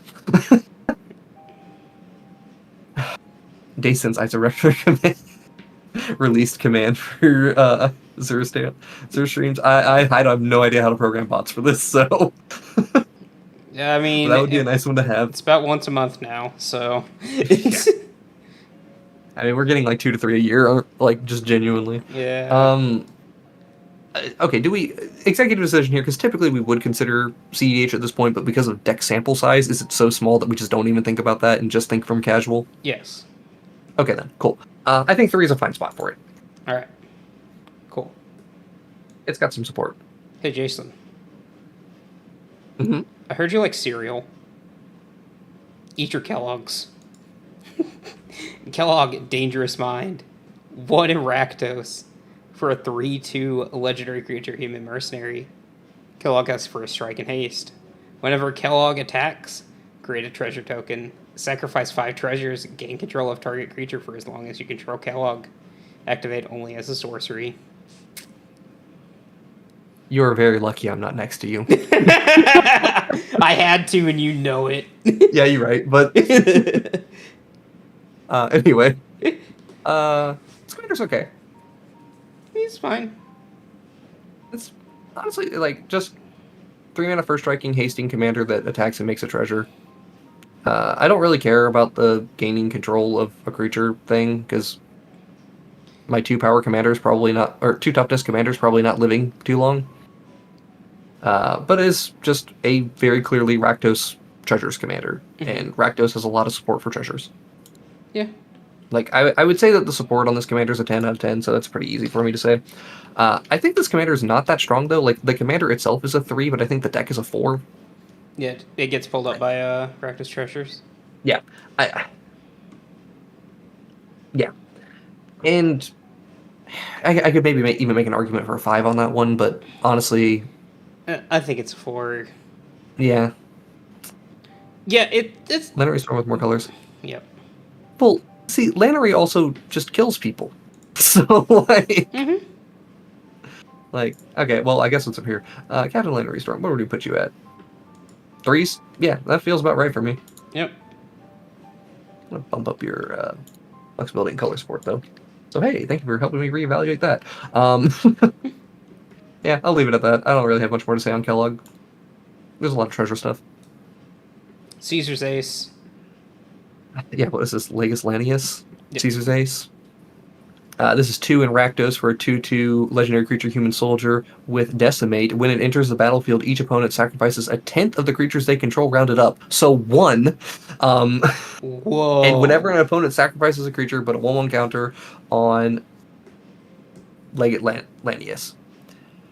So immediately the thing I just want to do here is I want to pull up Crash. 2. We gave Crash 3s. Okay. And this is a big old 5-mana boy, 5-mana 3/3 in Jund, that whenever a creature is put into a graveyard from play, you may put X 1/1 counters onto Crash, where X is that creature's power. So the scaling up on Crash is much faster, but it is just functionally a vanilla big boy. Yeah. And here's the problem. We gave Crash 3s. Crash also gets green. Yeah. This is a 4-mana commander, not a 5-mana commander. It makes your opponent sacrifice 1 creature. It's 1 creature, people. Just creature. Remember that. If they have anything less than 11 creatures, it's 1. So, and by the time you get to making them sacrifice 2, who cares? Like, it's not doing anything. So it's a 4-mana 5/5, essentially. Yeah. Like, it's a 4-mana 5/5 that you maybe make a little bit larger. It's not the worst. It will scale up. It'll scale up decently, but I think it scales up at about the same rate that Crash is doing. Yeah. So, feels like 3s. I still just think it's worse than Crash, though. Because Crash says 2s? I still think removing your opponent's creatures is good. Right. Yeah, you can sacrifice your own stuff. That's one of the reasons why Crash is good, and has gotten better, because we have not thought about it with Agatha's Soul Cauldron yet, which we might need to evaluate there, but no, I think just the Legate's, like, it's fine. It's okay. It's an okay card. Put it at a 2, Wolfsbane? I don't think it's a 2. Yeah. Like, it does at least... It kills 3 creatures your opponents control, right? Because it's not target. It's each. Yeah. So, immediately, ETBs kills 3 creatures and makes itself a 5/5. If you told me 4-mana 5/5 killed 3 creatures... But kill the 3 worst creatures in play, I would still say that's probably about a 3 with Sacrifice and Reanimate loops. Sure. It's just whatever. I just think this card is so bad. It's got some options at least, but yeah, it's not great. And that's all the Raktos commanders, right? Cool. Moving through it. I'm gonna get to these 3-color commanders as quickly as we can. I'm trying to bum rush if you haven't noticed. Oh, I noticed. All right, Kate, Cage Brawler, Gruul, for a 1/1 legendary creature, human warrior. As long as it's your turn, Kate Cagefinder has indestructible. Whenever she attacks, you and defending player each draw a card, then discard a card. Put 2 counters on Kate if you discard the card with the highest mana value or tied. So, like, 2s and call it a day. Yep, honestly, sounds good. Sounds good. Yeah, like, nah, it's not very good. Nope. I don't know what like. Are we trying to, like, red-green dredge here? Like, what are we doing? I have no clue what we're trying to do. Yeah, red-green discard, red-green fight club. It's... I mean, she does have It's artwork of punching somebody, so she is already doing the girl thing correctly. It should have been 1 hybrid pip. Yeah. Yeah. It would have been really good at one hybrid. Yeah, maybe. Honestly. I think it can go to one hybrid. Yeah. And it's still not. It's still borderline legacy playable at that point, because Yeah, true. it's not. It's not guaranteed legacy playable at that point. So. All right, that was our only Gruul commander, and there's no Selesnya commanders. Nope. So straight into Orzhov. Yep. Colonel Autumn. 1 in Orzhov for a 2/3 human soldier. Lifelink. Exploit. Other legendary creatures have exploit. And whenever a creature you control exploits a creature, put a 1/1 counter on each creature you control.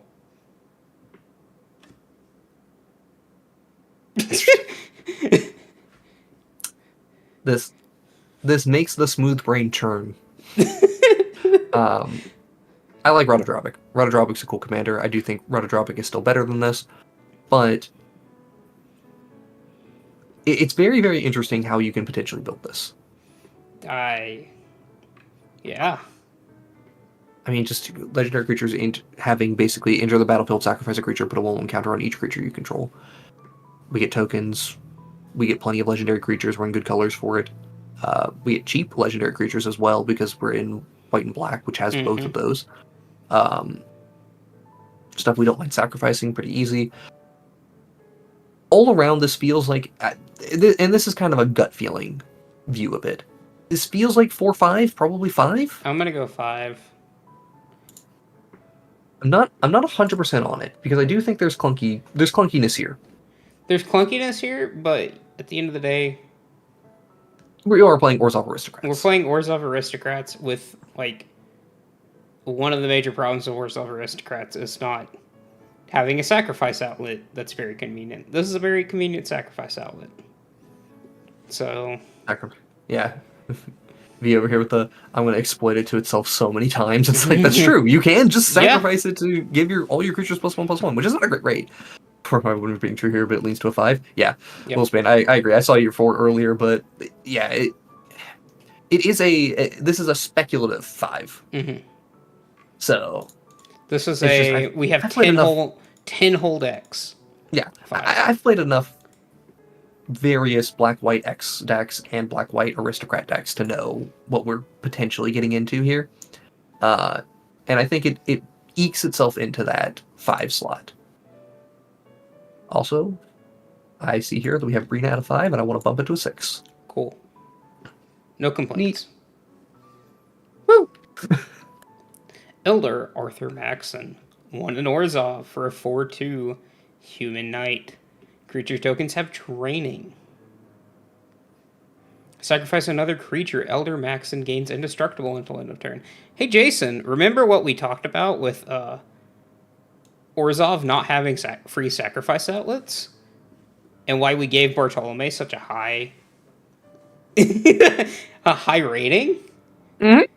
Oh, this one protects itself, huh? Yeah. Yeah. Mm-hmm. Yeah. One extra mana to protect itself. How have we, in 6 months, gotten 2 Orzhov commanders with free sack outlets built? Not that high. I think Bartolome's better at 2 mana, because if something happens to Bartolome, it comes back. Sure. And Bartolome, we have it as a 9. I was leaning more towards a 7 on this one, but I'm okay with, honestly, putting it at an 8. Well, this is reasonable. It's 1 extra mana, which means you get another turn of setting up. That's true. You get two drop creatures that you don't mind dying. Mm-hmm. I will say that it just being it's one of those situations where the sack fodder is what's bringing up the deck a little bit. So it also protects itself. Like, this is just relevant. The having indestructible is just very relevant. Yes. Yeah, I will give you that. Sack outlets that protect themselves are extremely rare. Like, at least ones that protect themselves in this way. Mm-hmm. So, this is really, really good. It's just kind of weird, like, the tokens having training portion of this. Like, it really doesn't matter. And that probably it kind of baits people down a direction that they don't need to go. Yeah, see, just build this as full aristocrats. Yep. It has flavor text here. Mm-hmm. And hey, if you do want to build this as token aristocrats as well, it's honestly not that bad because you can just swing with your commander, sacrifice one of them, trigger all the training stuff. Like, yeah, I see a lot of token stuff here. Yeah. Maybe I'm wrong on that. Maybe the token stuff is actually just reasonable, and it's blending in a good way. But then again, tokens just dying is good enough. Like, we just need them to trigger our death triggers. Like, I think just this being a 3 mana just makes it slightly worse than Bartolome. Like, yeah, no, I think you're right. It really doesn't need much. Best commander so far. Yeah. I don't think it's close. Well, okay, I do love Curie, so, like, again, I want to play with that deck to get more opinions and on we're it. gonna... Spoiler alert, it might actually be the best commander of the set. Alright, so let's get to McCready, Lamplight, Mare. So it's just black-white for a 1/3 legendary creature, human advisor. Whenever a creature you control with power 2 or less attacks, it gains Skulk until end of turn. And whenever a creature with power 4 or greater attacks you, its controller loses 2 life and you gain 2 life. Small creatures deck. We just got a new set that had a lot of small creature support. And honestly, this is not bad. Skulk is pretty relevant. Skulk is very relevant now. Orzhov Yahini. Yeah, you're right about that. That was just Orzhov Yahini. Plus, it does the whole punishing of large creatures things, which hates out on green decks. Like, this is like an anti-green commander in many ways. Which, hey, I love that. But at the same time, like, I mean, it's the best. Yeah. I think it's a perfectly fine average deck. Yeah.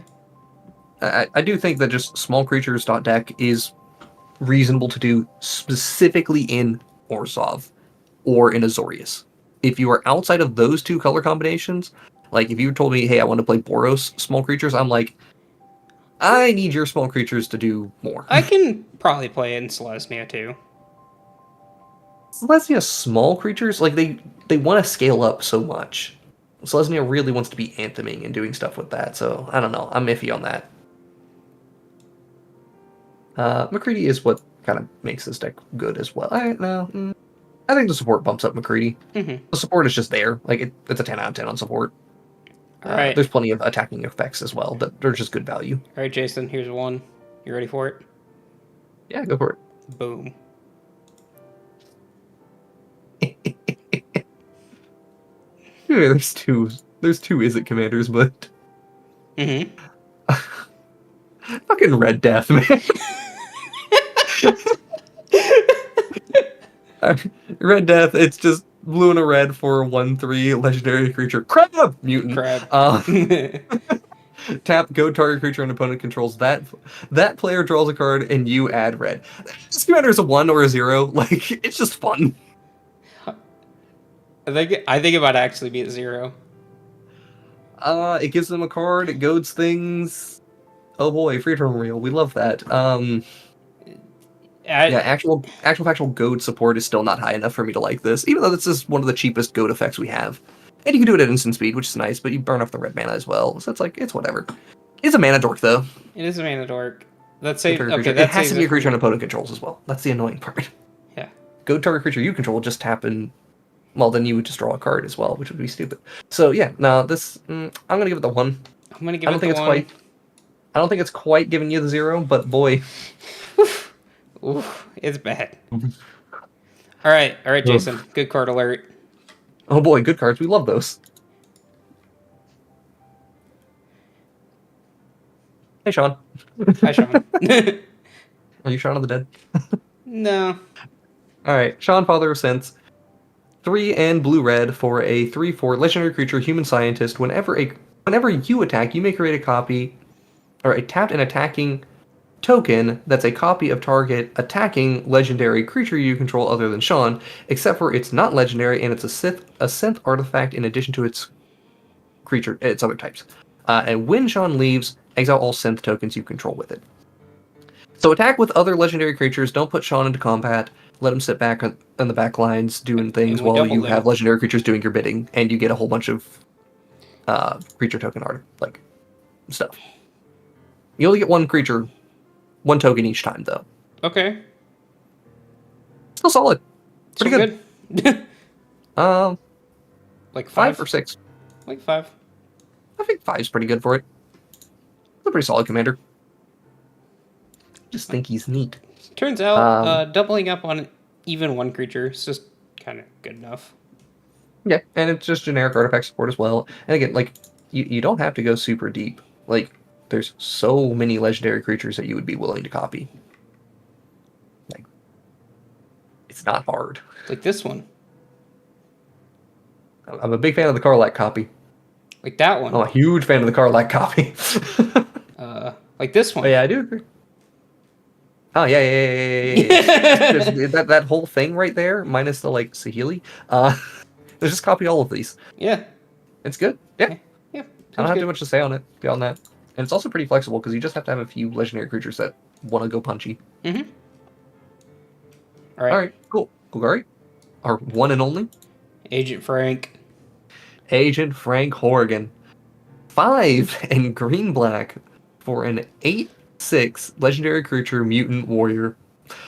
With trample, Frank has indestructible as long as it attacked this turn.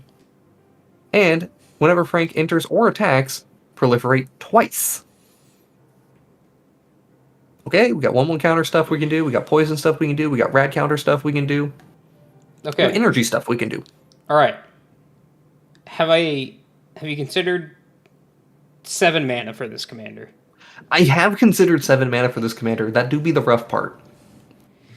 Have you considered this? If you do just get 1 poison counter on each of your opponents, Frank ETBs and gets to attack, you have now taken half of their life total. Okay. Magical Christmas Land. I don't think that's Magical Christmas Land. You just play Lightning Greaves and you're good. Sure. Magical Christmas Land and the fact that our opponents have probably won the game at this point. I will not deny that this is hard to do. Like, I am definitely not going to deny that this is hard to do. like this mana cost is just so rough. Oh, it is rough. But also, I'm like, there's enough just reasonable things you can do with just ETB proliferate twice that I'm kind of like, yeah, maybe you're probably somewhere around the 3 category just as a starting point. And I can maybe see a justification for 4. Yeah, building this as Infect, as Gutty mentioned. Like, yeah, if only green and black had mana acceleration. Right. I mean, that's the other part I get at. It's pretty easy. Just Ichor Rats alone guarantees 1 poison counter on everything. Sure. Like I said, I'm just, by the time, even if you like hard ramp this thing out, by the time it comes out, you're just Yeah, no, I get you. The thing that I like and hate about this commander, because if you are going to go down the Infect route, which I think is probably the correct route to go for this commander, the big downside here is people are going to see it coming from a mile away. Yep. You're going to play plenty of proliferate effects, right? Like, Evolution Sage, you got your Infectious Bites, whatever, right? There's plenty of effects here that give each of your opponent 1 poison counter to work with, and then you're just trying to proliferate 9 times from there, or hit them a single time to get it. And then you just want Frank to come down, ETB, and attack to generate the last 4 poison counters you need to kill somebody. I think it's very doable. I think the deck supports it fine. I don't think the deck supports it great. So it feels like, I was thinking still probably more in the 3 category. There you go. Because I do think the political element of you're playing Infect, kill him, is going to come up a fair bit. Like, people are going to see your first card, and they're just going to go, okay, well, that player's removed from the game. This player doesn't get to exist. It's just like how goading works. Yeah, except for even worse, because honestly, at this point with goading is getting enough support that I'm kind of like changing my opinion on it just a little bit, but not a ton. Yeah. But in terms of politics, the exact same thing. Yeah, exactly. All right. Are we onto the Boros parade now? Boros parade, baby. Chat, I just want you to know that there is, what, is it 8 Boros commanders in this set? 3, 4, 5, 6, 7? I got 7. 7? There's 7 Boros commanders in this set? This is dumb. Why are there this many Boros commanders? And a lot of these don't even make sense to be Boros. That's like the best part about True. it. Like, I mean, just to, again, complain a little bit, you know, they did give us a Naya deck, a Mardu deck, and a Jeskai deck. So you literally gave us every Boros combination excluding Boros. So... there's still too many Boros commanders. This is way too many Boros commanders. But I'm going to start opening up some things. You read off that first one for me. Alright, Cass, Hand of Vengeance. 2 and Boros for a 4/3. Legendary creature, Human Ranger. She has Vigilance. Whenever cast or another creature you control dies, if it was enchanted or equipped, return any number of aura cards that were attached to it from your graveyard to your battlefield, then attach any number of equipment that were attached to it to that creature. Okay, so we are answering another one of the weaknesses of Voltron. these types of Voltron strategies, which is, what do you do when you lose all of your shit? Mm-hmm. And the answer is, still not that great, feels like a 4. Yep. Boom. 4. Apologies if we go a little bit fast here, honestly. We're trying to get to these fun cards over here. Yeah, there's super fun cards at the end of this, and also there are more interesting Boros commanders. I'm looking at you, 3Dog. Like, yeah, we just gotta slug through the rest of the Boros. Mm-hmm. It's got some selection. It's not too bad. There's probably some combo you can do with Cass, honestly. Like, the new one that reanimates something, but it doesn't go away to do anything, so, like, yeah, there's probably not enough you can do. But I do find it neat. Craig. Alright. 1 in Boros for a 3/3 legendary creature human soldier with lifelink and reach. Neat. Whenever you attack with 2 or more creatures, put 2 quest counters on Craig. When you do, Craig deals damage equal to the number of quest counters it has to target creature, unless that creature's controller has Craig deal that much damage to them. So they get the choice.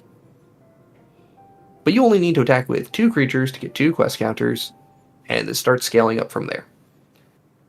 That slug is going to really start hurting at about the 3rd attack. Mm-hmm. We are in Boros, so... This is... I mean, even if we do, like, turn 1 play a creature, turn 2 play a ramp spell, turn 3 play creature, play Craig on turn 4 and start swinging. You know, I don't hate that sequence. That's still going to do a fair bit. Seems decent. Still feels like a 4, though, just because of the choice that you give your opponent. Mm-hmm. And just giving your opponent the choice is always weak. Always. Maybe even is it a 3, actually? It's like probably a 3. Yeah, the choices... Giving your opponent choices is really rough. Also, thank you, Kelvin, for confirming the Infect player's dream and lifestyle. Also does I have do like lifelink. this. Sure. It does have lifelink. Lifelink is nice, and I will not deny that. But I don't think it's enough for me to change too much here. Alright. Desdemona. Freedom's Edge. 2 in a Boros for a 3/4 legendary creature, human rogue. Vigilance. Whenever she attacks, return target creature to the battlefield. Hold on. Return target creature in your graveyard that's an artifact or has mana value 3 or less. Gain. It doesn't return. It gives it escape. Target creature just gets this. It gains escape until end of turn. The escape cost is equal to its mana cost plus exile 2 other cards from your graveyard. Eh? You still have to cast the card. We're in the wrong colors for escape to matter. Yeah, this is kind of like bad Osgir to me. Yeah. It does get you to get like small creatures, which is neat, and I do like that. But bad Osgir probably puts it in the 3 category. Yep. And boy, do we have a lot of 3s here. Mm-hmm. Yeah, like, no. I really wish we were getting some more like good power. Oh, remember, Jason, we're getting to it. The Promised Land. The Promised Land is Maybe using it in almost Rex here. Nebula. I see using it in Rex Nebula. I'm probably just not gonna put it in anything. I'm putting Craig into Aurelia, the new Aurelia, but That's cool. Yeah. Okay. Moira. Moira Brown, guide author. 1 and a Boros for a 2/3 legendary creature human citizen. Whenever she enters the battlefield, create a colorless equipment artifact token that's named Wasteland Survival Guide. With equipped creature gets +1/+1 for each quest counter among permanents you control, and equip 1. Whenever you attack, put a quest counter on target non-land permanent you control. So we are playing equipments and quests, which is a decent combination in this color combination, just because, like, Quest for the Goblin Lord. Yeah. Again, the quests tend to sacrifice themselves, which makes them not that good. Right, like Quest for the Pure Flame, right? Whenever a source you control deals damage to an opponent, you may put a 1/1 a counter on it. And then removing 4 quest counters and sacrificing it to have it do its other effect of, if a source you control would deal damage to a creature or player this turn, you deal double that damage. You get Luminarch Ascension on faster, which is neat. That I like. That's really good. Yeah, you get all these quests. The quests are kind of meh. The proliferate stuff available in white and red is also bad, because I believe red has 2 cards with proliferate on them. It's 1 or 2. So you are really just working with the white proliferate cards, which are bad. Yeah, they're not all bad. They're just not good. And so now you're just working with the self-contained quest stuff. But to be fair, that equipment is going to get fucking huge. Also, you can ephemerate and cloud shift it, because it's not a legendary equipment. Oh, it isn't a legendary. I thought it was legendary. No. Oh. Yeah. Hey, it's got better in my mind. Yeah, it just got a lot better. 5. I like this. I think you kill good. Good job, Moira. And honestly, you are holding up your own support, because your support's kind of weak. If anything, the support's kind of bringing it down a little. Paladin Elizabeth Tegrity. I'm struggling to not make a South Park reference here. 1 in Boros for a 3/2 legendary creature human knight. Battalion. Whenever Paladin Elizabeth Tegrity or at least 2 other creatures attack, draw a card, then you may put a creature card with a mana value X or less from your hand onto the battlefield tapped and attacking, where X is Paladin Elizabeth Tegrity's power. Okay. So, Mr. Aurelia player, how easy has it been to trigger Battalion? Piss easy. It's been pretty easy for you? Oh, it's been extremely easy. That's good. Now, how do you feel about it doing that with a commander with 2 toughness and no evasion? Not good. The stat line here is the thing I don't like. I do like the drawing a card thing, which she has to attack. That's the only problem I have with this card. Yeah. Also, funny that she's a knight. I'm wondering how many people are playing this as Boros Knights. Oh, please. I'm seeing a fair bit of Boros Humans and Boros Battalion. But I'm not seeing a whole lot of Boros Knights. Oh, boy. The reward here is not bad. I do actually like it. I'm just a little concerned, because, compare this to Winota for just a second. I know Winota, broken card, right? But the creature we're putting into play, tapped and attacking, it's not getting indestructible. It's also not, it doesn't show us the meaning of haste, so. That does not teach us the meaning of haste. There is no meaning of haste here, so. Right. And I think, honestly, that's a really good point, because let me go back to Shadowfax real quick, because we gave Shadowfax a 4. It's a lesser powered creature, but we can scale up Shadowfax just fine. We immediately get our creature into play. And we only have to attack with Shadowfax. We only have to attack with Shadowfax. We don't have to get a wider board. Yeah. And I still feel confident in this 4-6 split that we did for Shadowfax. Yeah, and I think this is just strictly worse, because I need to have a board. I don't think it's strictly worst. I think it's a 4 as well. But the thing about it is that it is tail end of 4 for me. Yeah.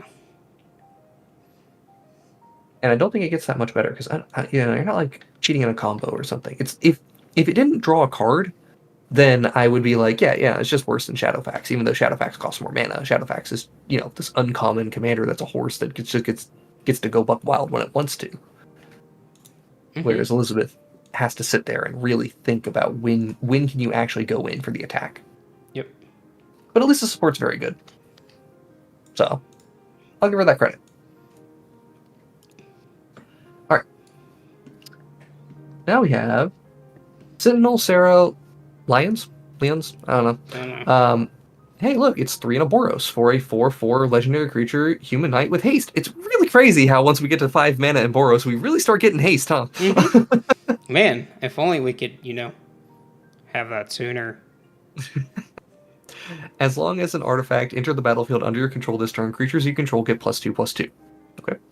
And Battalion, so whenever she and 2 other creatures attack, she's going to deal damage equal to the number of artifacts you control to target player. So we have some similarities to. I think we can just almost make a 1-for-1 comparison here with Alabu. Yep. So, Jeff, are you unfamiliar with Alabu? Alabu is a 5-mana artifact. 5-mana artifact commander. It's a 4/5. Other artifact creatures you control have haste, and whenever one or more artifact creatures you control attack, Alabu gets to deal X damage to any target and use Scry X, where X is the number of tapped artifacts you control. So it's not just the number of creatures, it's all of your artifacts. You get a Scry, you get guaranteed damage. Alabu doesn't have to be the one attacking to get there. And Alabu here we have rated as a 4, and I want to bump Alabu to a 5. Alabu can go to a 5. This can go firmly into the 3/4 area. Number of artifacts you control, so it's any number of artifacts. Still gotta get the battalion going. And 4/4 body's not the worst. It also does just say 2/2 Anthem anytime an artifact enters. Yes. Now, granted, worth noting that this is not +2/+2 for each artifact. Yeah. It is just a, 6 artifacts enter the battlefield. Cool. +2/+2 for the turn.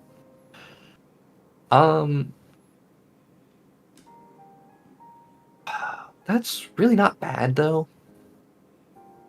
Because one of the things that this does let us do is lets us work with just like regular tokens. Like, we've gotten a lot of equipment that make tokens recently. And you want to play those in this type of deck. Let's go over to EA Shrek really quick. Our Loyal Apprentice? Oh yeah, Loyal Apprentice is like the best card in this deck. To the 2 decks out of 8 that have opted not to play this, you're wrong. Get that in there. Dispatch, fine. Brotherhood Scribe. Not a huge fan of Brotherhood Scribe, but I imagine this is just a, Fallout fanatics playing Fallout cards. Yep. Anim Pakal, yeah. Anim Pakal really. I would like to bump Alabu to a 6. Yeah. Go ahead. Go ahead. Anim Pakal, man. Anim Pakal's just really good. This is really good. Yeah, we have an Anim Pakal at a 7, and Alabu's just bumped that up. Like, God. I think Alabu's probably better than Osgear at this point, even though Osgear is quite good. I got Osgear at a 6/7 split. Yeah, that's probably about fair. This does stuff. It does things. Yeah, it does stuff. It does things. It doesn't do stuff and things very well. It does stuff and things just kind of fine. I feel comfortable putting it at a 4 still, though. Yeah. Okay. I think it comes close to doing something better. All right, Jason. But again, it's like tail at a 4 for me again. Here he is. The most interesting card in Fallout. Oh, please, please. Go ahead. 3 Galaxy News DJ. 1 and Boros. Legendary creature, human bard. 1/5. Whenever you attack, you may pay 2 and sacrifice an aura attached to 3 Galaxy News DJ. Whenever you sacrifice an aura this way, for each other attacking creature you control, create a token that's a copy of that aura attached to that creature. Jason, I heard Ivy is a good card. Really? Because I don't think I certainly didn't hear it from me. But Okay, so this is by far one of the most interesting. I'm going to be outright about this. I don't think this is one of the most powerful. I just think Three No. Dog's really cool. No, it's definitely interesting. I think it's able to do some very cool things. The really cool thing that Three Dog has going for it is that you get to play with very, very cheap auras, right? And ones that you wouldn't mind playing already. Like, so Dragon's Mantle, for example, is a 1 red aura that draws a card. And I don't think it's necessarily showing it. Yeah, Ethereal Armor is like the easy, like big one, all that glitters, Sticky right? fingers. This scaling up. Right, it's the aura's version of Zada, basically. Yep. The thing is, auras are not that good at making tokens. Like, they're not bad at it. They're just not great at it. How much do we care, and can we just safely swing with our Enchantress pieces that just get massive? Potentially. Like, I mean, you know, look at our Enchantress pieces really quick. Like, we have our 3 mana commander, which we don't necessarily even want to swing with on turn 3. no. And it takes a lot of mana if we do that, though. But, I mean, I like Kellen. I like seeing the SRAM. I mean, I really like Kellen in this deck. Kellen's, like, goated here. And like, Kellen was just a good commander before. This is worse, but similar. Heh. Yeah. Yeah. It doesn't say non-token, right? Oh, you're right. Oh. Huh. Okay. Hello, Arden really adds, okay. Okay. Yep. Well, then that also means that Cogsworth adds a lot of value here, too. Yep. Okay, this is better than I thought. Okay, yeah. Eldrazi Conscription? I mean, yeah, Eldrazi Conscription's great if you can get it into play. This is one of those decks that probably gives up on a lot of interaction to try to do the cool thing. But it does the cool thing. When it does the cool thing, it's gonna win. Like, look at that Storm Herald, for example. Like, man, there's some cool stuff you can do here. The aura has to be attached to 3 Dog. That's a awkward starting point, but also our 1/5 is not dying that easily. No. I'll die to swords, paths. It dies to everything else our Voltron strategy falls apart to. So yeah, it falls to a lot of that. But it's not dying to just, randomly blocking a 2/2. Yep. Or being blocked by a 2/2. Yep. It does die to 3 2/2s, though. Which is really relevant in my big concern with 3 Dog. But then you have to triple block. And then you have to triple block. Yeah. And which means you're not blocking the other things. Yep. Which is the most relevant part of that. I can definitely give this like a resounding definite 4, right? I can give it a 5. Yeah, that's the thing. I'm really debating on that 5. I think the inclusion of Arden and Kellen and Arden, they can just hard carry this. Do not forget Cogsworth. Oh yeah, Cogsworth. Yeah, those three cards are carrying this deck to a 5. I will give you that. Yeah. I will give you that. Those are bumping it up quite a bit. Also, anything that just makes tokens on attack, like Krinko or Anim Pakal. Anim Pakal, man. Adeline, Monastery Mentor, just makes a lot of tokens. Yeah, the tokens component. The tokens component is not nearly as bad as the thing as well. Yeah, it's just it is just better feather. Like or new feather. It's better new feather. What did we get feather again? Radiant, we gave her a 3. Yep. Yeah, that makes sense to me. That feels right. We gave Kellen a 7. Yeah, I mean, I still feel pretty confident in Kellen as a 7. Because you can just get all those stupid combo pieces with him. Alright, sounds good. Simic, we have like 1 commander, right? We have exactly 1. Go ahead, Jason. Cool. Alright, so this is Marcus, Mutant Mare. 3 in Simic for a 4/4 legendary creature mutant advisor with vigilance and trample. Whenever a creature you control deals combat damage to a player, draw a card if that creature had a 1/1 counter on it. If it doesn't put a 1/1 counter on it, it's fine. It's okay. Honestly, like Simic 1/1 counters, like this feels like generically fine Simic to me. 5 mana is kind of a rough starting point, but being that much card advantage, you'll probably do like, your first attack for like draw 3 cards, and then you'll draw 6 cards, and then they're dead, and you're just like, yep, I did it. So, what do you feel? 4 or 5? I'm feeling like They nerfed New Feather for this one? No, 4. not really. I think it's just a 4. I think it's just a 4. Yeah, I can see it. It does require setup. It's just, I don't know, I've been increasingly impressed with just 1/1 counters in general. You want to evaluate them. It's self-contained, and it's quite flexible, honestly. Like, just play creatures, because you literally just need to play evasive creatures, and you can do your thing. Jason. Not as good as Toothy. Certainly not as good as Toothy. Pure and Toothy is dumb. Jason, we've done it. We've done it. We've broken through. We've hit the Dog barrier. meat! Dog meat's here. The goodest of boys. Go!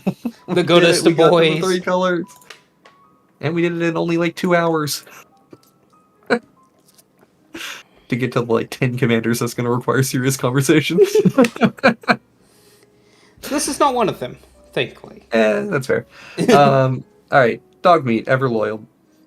It's 3 mana in Naya for a 3/3 legendary creature dog.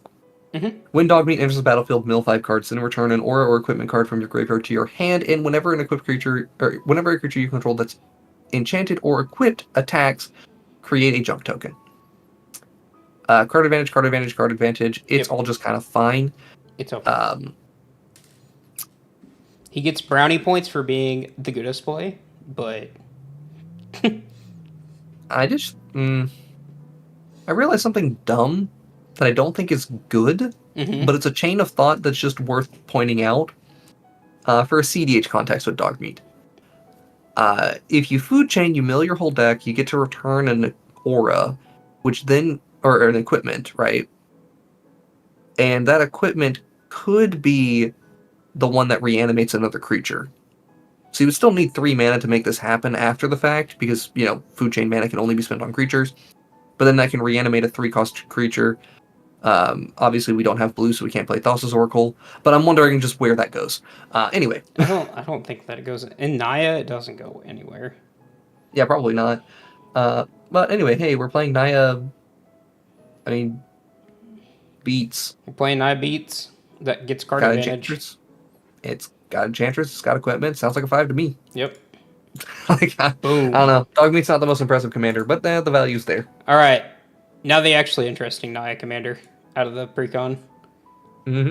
It's Preston time. Hey, Jason. Do you happen to remember this Bant Planeswalker? Named Estrid the Mast? Yeah, that one. That happens to just untap anything that's enchanted? Yeah. Okay, so now what if we did that? But we made it even easier to go infinite with. How so? There's this little known card called Aggravated Assault.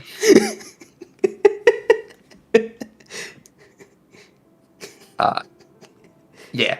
This is genuine Naya Enchantress. We're not trying to swap between equipment and auras, which honestly I think is a benefit, just hard committing to one or the other. The enchanting land side of things is pretty easy.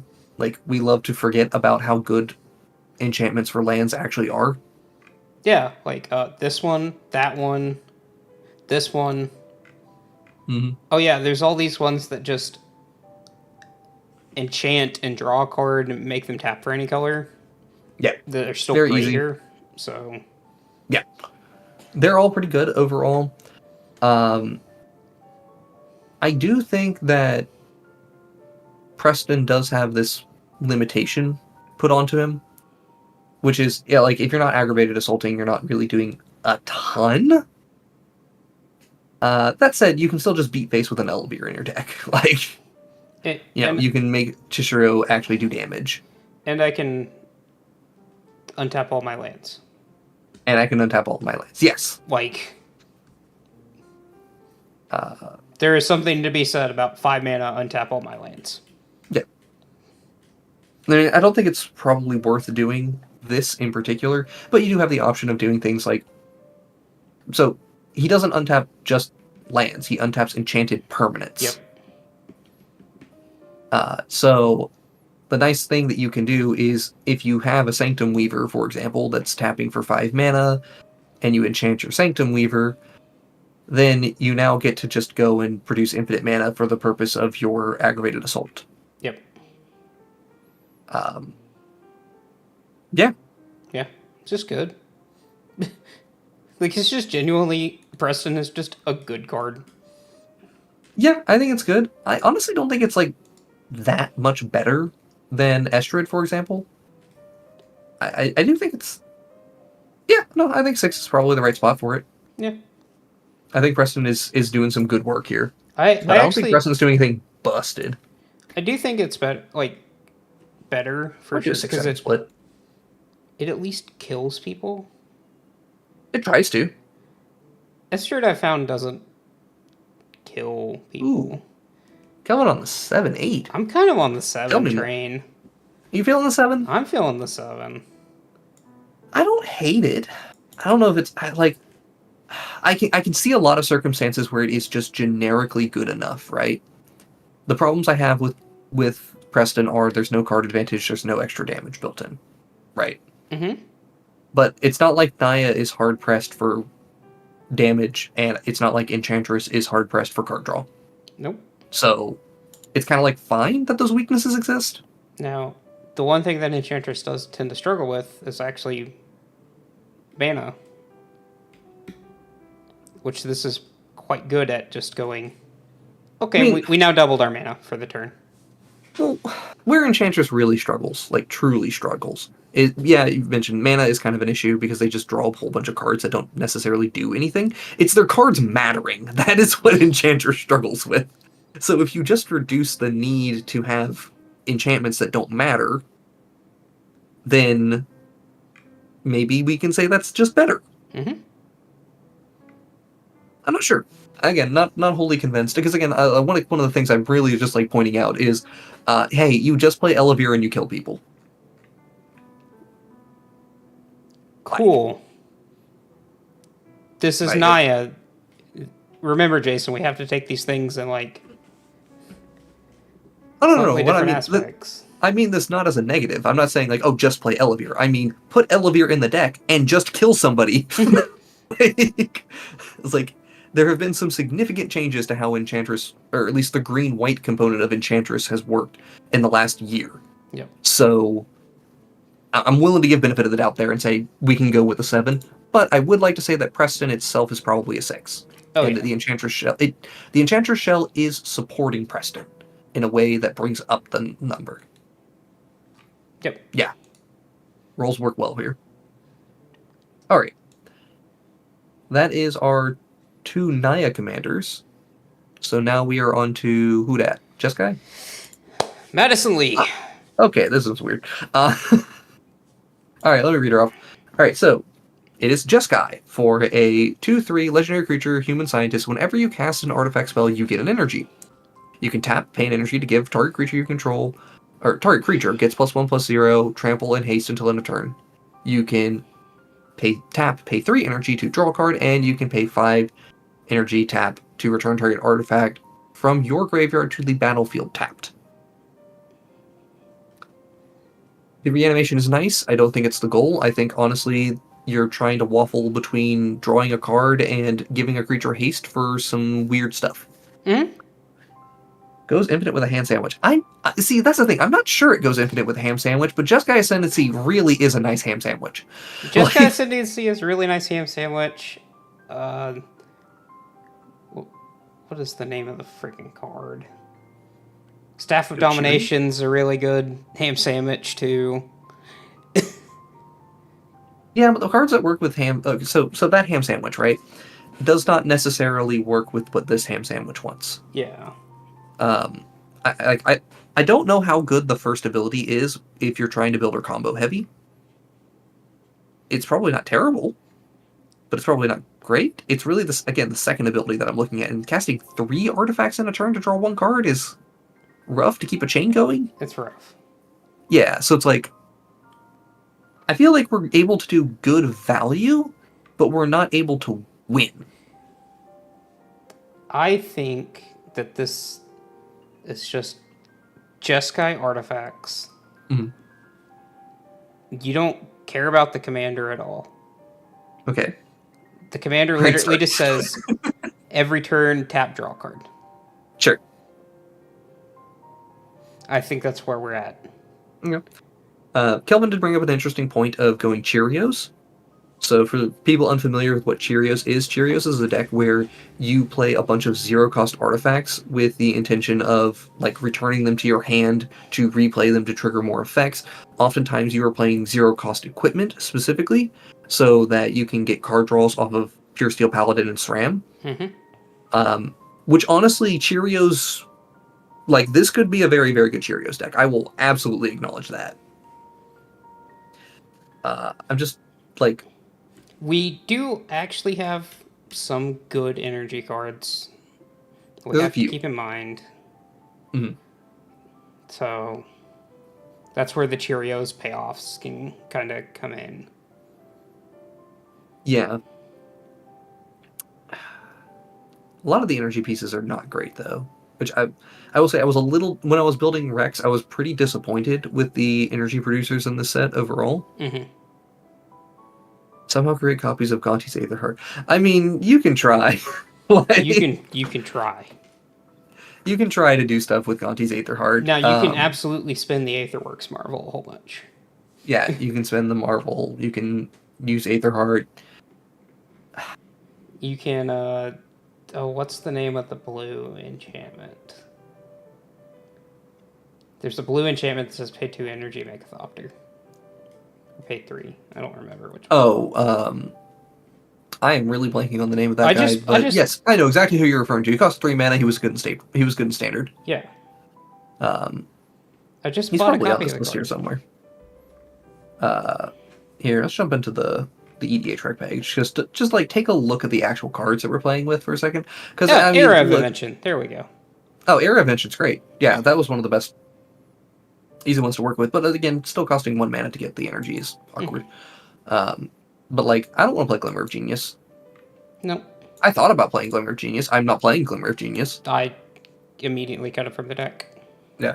This is a significantly better Flux Channeler deck than Rex was. Mm-hmm. So I will give you that Flux Channeler is much, much better here.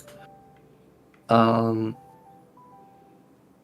like, see, one of the other things that's awkward for this whole, like, okay, so let's say we do go Jeskai Ascendancy route, which I'm just curious where we're at on Jeskai Ascendancy. 16% of decks currently. Whirlwind of Thought is in 24%, which I do agree with Whirlwind of Thought being better overall. Mm-hmm.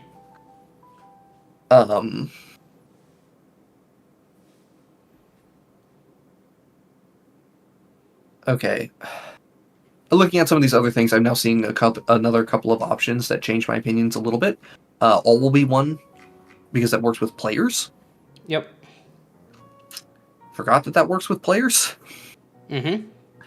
So just anytime you cast an artifact spell, you now get to deal 1 damage, which makes the Cheerios plan a lot better. Also, although I don't want to over focus on Cheerios, because it is good. It might just be the best way to play this deck, though. I mean, it is probably the best way to play it, but no one's doing it. Okay, let me go brew a deck and like, give me 5 minutes, Jason. God, come on. I'll do it myself. I'll do it myself. I love this. I genuinely love this card, or genuinely love like Jeskai energy. Mm-hmm. And Jeskai artifacts. So. Oh yeah, I'm sitting there still thinking like Jeskai artifacts in of itself, without any consideration for the commander, right? That deck is 4/5, right? Just kind of a baseline starting point. I think it's a baseline 5, just because you do get all the blue, all the red. Yeah.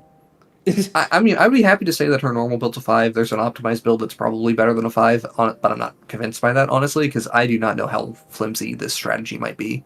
Mhm. But I also think that her, like, how good she is a 3.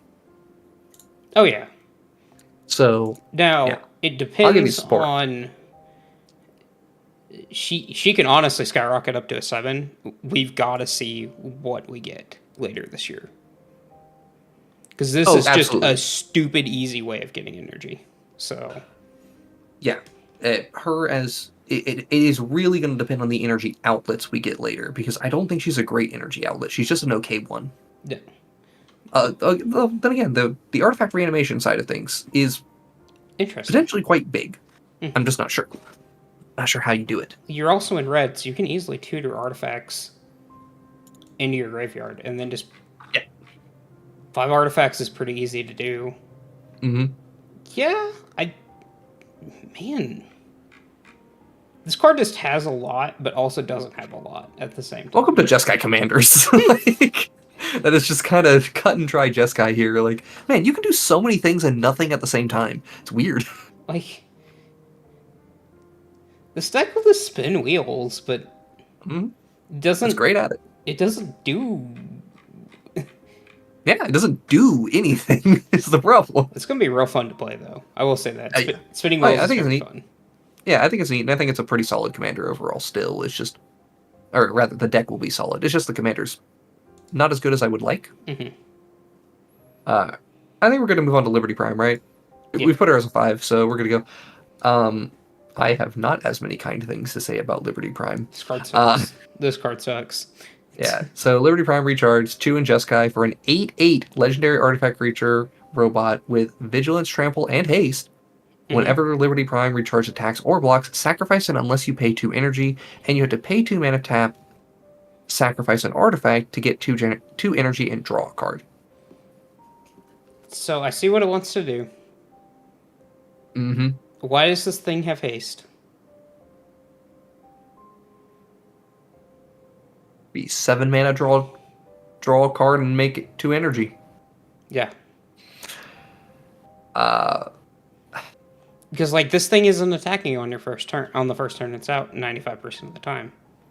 No, not unless you're really deep on the energy side of things, which I think most people playing this deck are going to be deep on energy again. Because they want to attack with the big punchy robot. Fair. Like, I will give you that. That's fun. It does just kill people. This is factual. 3 hits to a single player will kill them. Yep. Now, it has trample, not flying, so... Shorikai at home. Shorikai at home? Yeah, I mean, it very much is Shorikai at home. If you're going to do in the 1-for-1 comparison there, but... man. Oh, hey, Whirler Virtuoso, we found it. The thing that makes Thopters.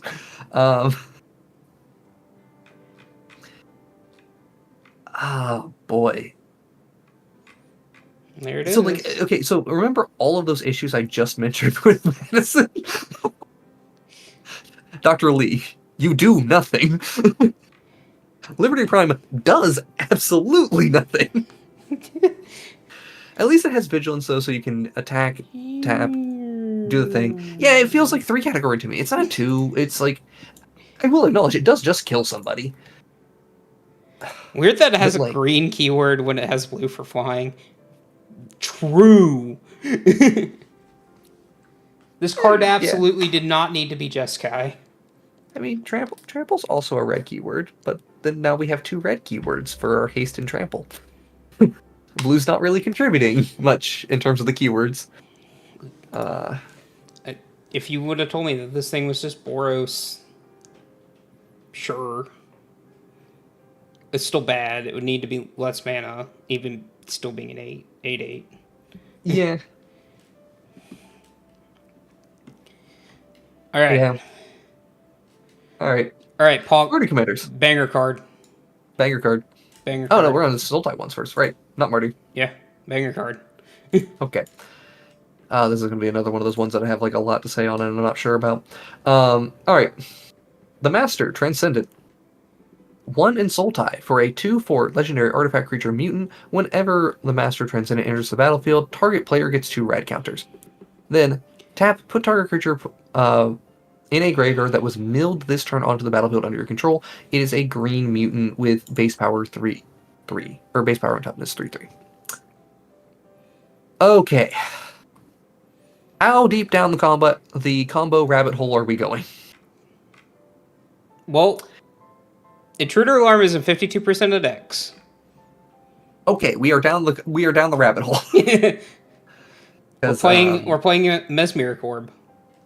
Yeah, because I was gonna say Mesmeric Orb, Intruder Alarm plus this equals I win the game. Yep.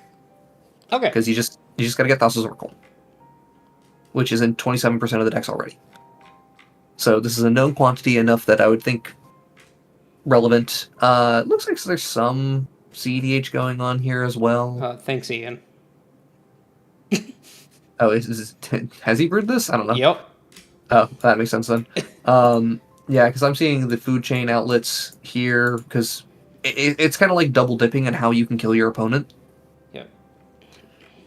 Just if you can infinite food chain your commander, that is enough to just kill them. And you can just do this as the self-mill lines and get there. This card is just good, man. Yeah, it is just generically good as well. You do have to keep milling every turn, but we already talked about how Mesmeric Orb's a good card. Also, Sultai self-mill is like one of the easiest strategies to do. Yeah, okay. Still gets its abilities for all the creatures, so you can just put big things in the graveyard too. Turns all your tutors. Red counters are helpful. Self-mill's easy. Mm-hmm. Stuff is just good. It's good. Minimum 7. Minimum 7. How is it higher than a 7? Considering that we saw Intruder Alarm and Mesmeric Orb in above 50% of decks, I think we have to put it higher than a 7. 8 feels reasonable. Because also it is just a free reanimation. Yeah, of course. Which is, there's no downside to it. Like, okay, my thing's a 3/3. Who cares? Yeah. It's pretty easy. And, well, okay, talking about the Intruder Alarm thing for a second, you do also technically need a sack outlet. Actually, not a sack outlet. You actually don't fully have the way to go infinite super easy, because there is another piece, but you can just do these huge value chains, and those value chains will just kill people. Feels borderline CDH. That's because it is borderline CDH. Mm-hmm. If you just do the food chain combo enough is something that makes this win. Yeah, because you just mill your entire opponents out. Yeah, Wolfsbane, you're seeing it. Yeah, when you infinitely food chain here, target opponent gets 2 rad counters. You do that a million times, so then their upkeep, they mill their whole deck and take damage equal to the number of non-land permanents, or non-land cards in their deck. Mm-hmm. So, it just... Well, the only downside, and is a relevant downside, is that we did learn that rad counters go off in the pre-combat main phase. Yep. So they do get a draw, they get their upkeep, they can potentially win before you would die, because Born Upon a Win is a dumb card. But that said, that's not enough that I'm that worried about it. And just playing this as generic, like, rad counter mills feels fine to me. So, like, yeah, I think we can call it an 8, and I'd be pretty happy with it at an 8. Because, like, I'm thinking about this, that's, like, slightly worse Muldrotha. So. Slightly worse Muldrotha? Because it's playing that same Sultai self-mill reanimator style strategy. Yeah, I mean, I kind of view it as almost on par Muldrotha, but Muldrotha's a lot easier once you get Muldrotha going. It's just getting there is the hard part.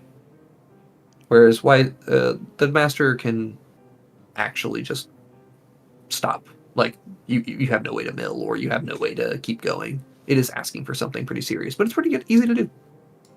The Slightly moth. better Muldrotha, you'd say. Yeah, I'd say different perspectives on that one. The Okay. moth is here. Yes. It is The looking wise for the Mothman. lamp.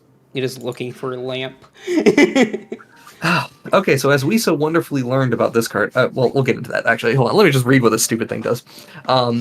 So, Wise Mothman is 1 in Sultai for a 3/3 legendary creature insect mutant with flying. Whenever the Wise Mothman enters the battlefield or attacks, each player gets a rad counter. Whenever one or more non-land cards are milled, put a 1/1 counter on each of up to X target creatures, where X is the number of non-land cards milled this way. So this is going to be a relevant differentiation that we need to talk about. When you do rad counters, you mill like 6 cards, right? Mm-hmm. And it's X target creatures. Yep. So just you would only get 1 counter, but you can get multiple things. Here's the thing: we learned how this interacts with this Merrick Orb, though, and yeah, with Mesmeric Orb, each of those mills is a separate instance of mill, and when this card is in play, this deck is dumb. Like, holy crap. Also, Mind Crank is the thing. And Mindcrank also really, really, really pushes it over the edge, too. So, this thing just gets big, like, the turn cycle it comes down. Yeah. It is probably hitting for about 6 to 8 the turn after it comes down. Yeah. And you just play the generic 1/1 counter stuff from there. Or generic proliferate, or generic mill. You just play all these things. It is another one of those commanders that feels like it skirts on its removal a little bit to try to just do the big thing. But when it does the big thing is just kind of winning. Jason. Mm-hmm. That was all. Just, everybody will see this week. Probably. Mm-hmm. Commander, good. Commander, good. Commander is good. To be fair, we did look at it from a context with Mesmeric Orb in play. I don't think it is as good as the Master. I do think it's a 7. Yeah. Like, you just get to play value Sultai pile with it good is mill. just a 6/6 with flying that also mills people. Yeah. The mill can be a disadvantage. It's often an advantage, though. There's a lot of different ways you can take it as well, because it's a counter. Mm-hmm. So, interesting stuff. Not sure if busted, but it's definitely good. Definitely good. Definitely very strong. All right. Super fun cards? Super fun cards. All right. Mardu players at heart over here. All right. I'm going to do Caesar. You do House. All right. Caesar, Legion's Empire. 1 in Mardu for a 4/4 legendary creature, human soldier. Whenever you attack, you may sacrifice another creature.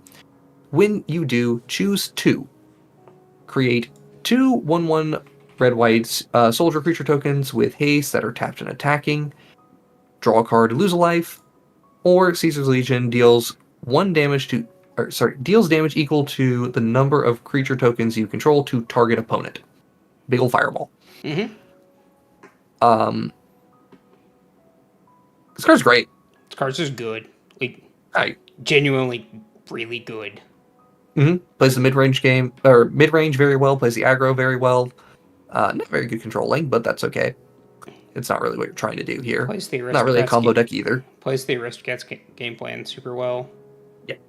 Like, it gets to meld a lot of things that Mardu wants to be doing anyway. mm-hmm. So, it's quite good.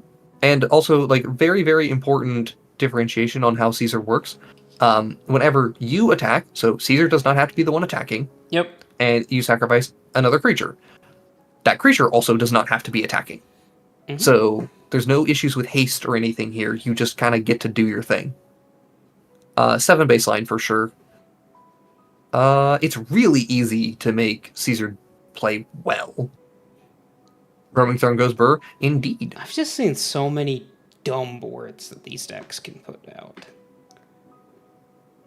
Mm-hmm. Like, specifically, this is like one of the very few commander decks that we've actually seen in Brood as a group. Mm-hmm. Yeah, we have like what 3 different builds in our group for how Caesar plays. Yeah, and it's real. It's like 8 level on all 3 of them. See, my thing is, it's my one issue with Caesar is it's very face up. It's very clear what it's doing. Mm-hmm. It's just kind of fighting through it, right? Mm-hmm. And you are the bad guy. So immediately when Caesar does the thing, like, yeah, you should expect the board wipe very soon and the recovery process to be a little tough, but not the worst, because if nobody has any creatures and then you just go and say, well, all right, well, here's Caesar plus hasty creature and here's my board again. Really solid, but meh.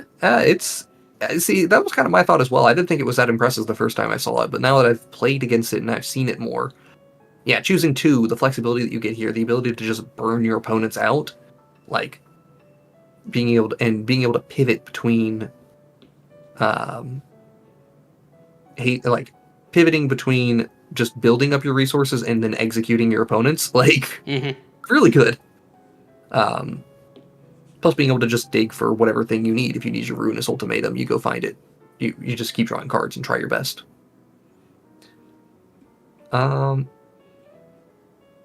Yeah, I think 8 is fair. I would push back against trying to say it's a 9, and I would also support. I can't give it a 7. 9, but yeah, I would support it at 7. I would also support it at. I'm okay with it at 8. I just think it can take over the game really easily, and then yeah, it can rebuild kind of easy too. Yeah, it rebuilds well enough that I think 8 is fine. That may be a little bit of my own bias though for Mardu showing, but that's okay. All sure, I if you love want this to. card. Sure, go ahead. Honestly, if you want to, go right ahead. Just make sure you read your card. Okay, we'll get the Scryfall up first then. Hello, Mr. House. And President and CEO. Mardu for an 0/4. Whenever you roll a 4 or higher, create a 3/3 colorless robot artifact creature token. If you roll a 6 or higher, instead create that token and a treasure token. Mr. House has 4 and tap. Roll a 6-sided dice plus an additional 6-sided dice for each mana from treasures you've spent to activate this ability. All right, chat. Here's what we're actually doing. Chat, we're rolling d20s. Yes. Yeah, so a very careful thing on the wording with Mr. House is you just have to roll a dice. It doesn't tell you what type of dice. It gives you d6s to work with, but d20s work. If it tells you to roll a d100 for some reason, easy. So we go from having a 50% chance of getting something off of House, with one of those things being a little bit extra on top. Did you just see a Rex Nebula? You did see a Rex Nebula. That's in the deck. The other thing is, you just need to find consistent sources of d20s, which now makes it a, what is it, a 1 in 3, or sorry, not 1 in 3, 1 in 6 of getting something, and a 1 in 5, or 1 in, 75% chance of getting the best rolls. Unless you're me, not playing D&D. Specifically, not playing D&D. My D&D rolls are always hot garbage. So, this commander's quite good. Also, the attractions is just fucking funny to me. I get all these bad cards that I get to play that actually end up being just not terrible. Yeah, and so that's my big criticism of Mr. House is how terrible the cards you play are. Like, the cards individually are so bad. But Mr. House is so cracked. Yeah. That it just hard carries this entire deck. and we haven't talked about the combo. Oh yeah, that's also in here. So, Mr. House has a really dumb combo that he can do with Vexing Puzzle Box and Clock of Omens. Good old Clock of Omens to, tap 2 untapped artifacts to untap another target artifact. Technically non-deterministic. Yeah, but it's deterministic enough. Yeah. Especially if you get to start rolling 2 die. This is why we brought up that probability of 1 in 6 and then 1 in 4. Mhm. But Vexing Puzzle Box, so you tap it to, you add 1 mana of any color, and then you roll a d20. And whenever you roll a dice, you put the result is a number of charge counters on Vexing Puzzle Box, and then you can tap Vexing Puzzle Box, removing... is it just 100, or is it... It's 100. It's exactly 100. To search for an artifact card and then put it onto the battlefield and shuffle. So Vexing Puzzle Box gets to just sit there in play with Mr. House generating value until you're ready to go get the Clock of Omens. Mm-hmm. Where you just have enough resources built up to win that way. And in the meantime, if you're like, well, I can't really win per se, well, then you just go get other cards out of your deck that help you win. Which is not what's in this deck, guys. This one is missing a lot of the super powerful artifacts that would make this busted, but at the same time, you also just have yeah, you just like rolling dice. There you go. Deck's silly. It does some pretty good stuff.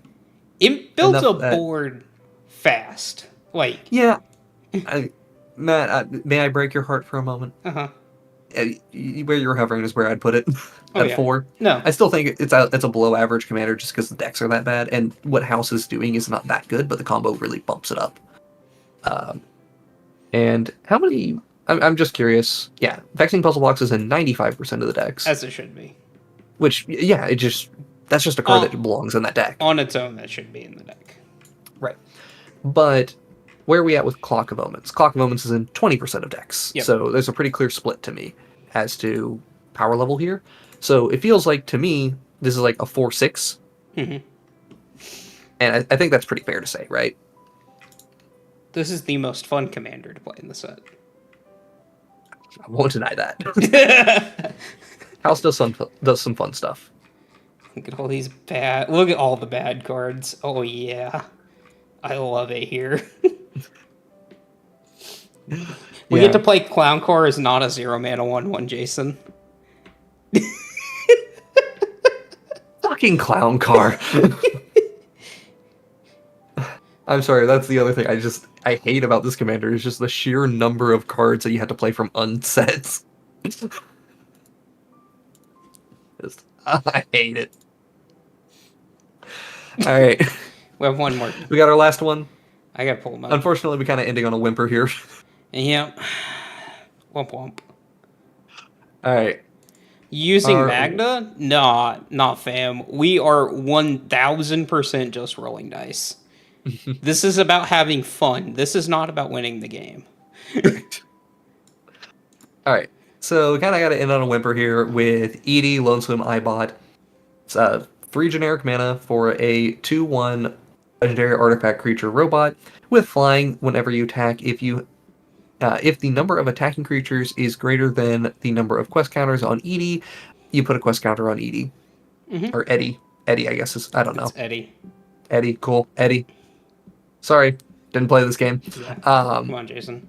Pay 2, sacrifice Eddie, draw a card, then an additional card for each quest counter on Eddie. Okay. So, realistically, this whole, drawing extra cards off of Eddie is not happening. No. Colorless is just kind of incapable of being the go-wide aggro deck. Mm-hmm. That said, I will give credit where credit is due, in that if you generate infinite colorless mana, you draw your deck. Mm-hmm. And you win from there. Now, with the singular deck that is on EDH Rec, we don't exactly get to see the most options here. And this person is playing just kind of generic artifact creatures stuff. It's ramp, it's not really geared towards combo or anything. The other problem is you do have to attack once, and then you have to proliferate. You have to proliferate.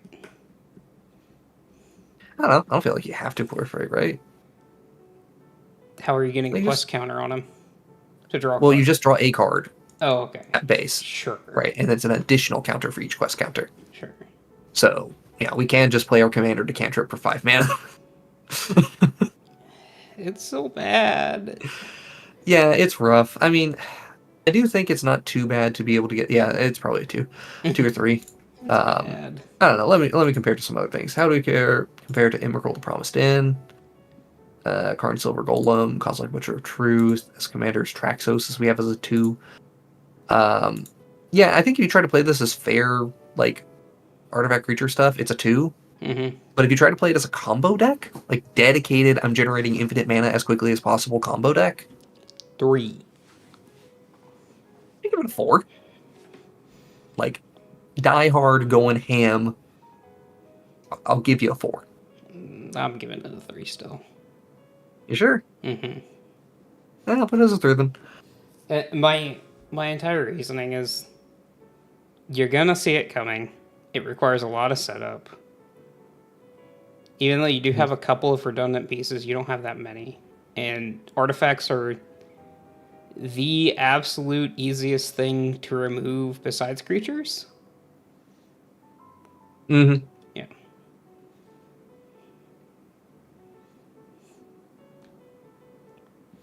So.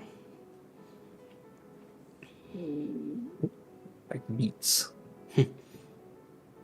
Yeah, sorry. I'm writing out the comment while we're doing this. It's just what I have here is if you generate infinite mana, you draw your deck, but that's not something the colorless is great at doing, and the artifact beat side of the deck isn't great at either.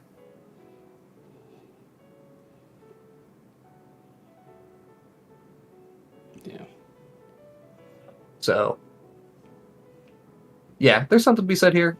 I'd maybe be interested in seeing Eddie a little bit more to maybe see if there's something here for beyond being just a 2. Mm-hmm. But yeah, for the most part, it's just like a 2-mana flyer. I bet you somebody's going to probably just look at this and go, hey, Voltron.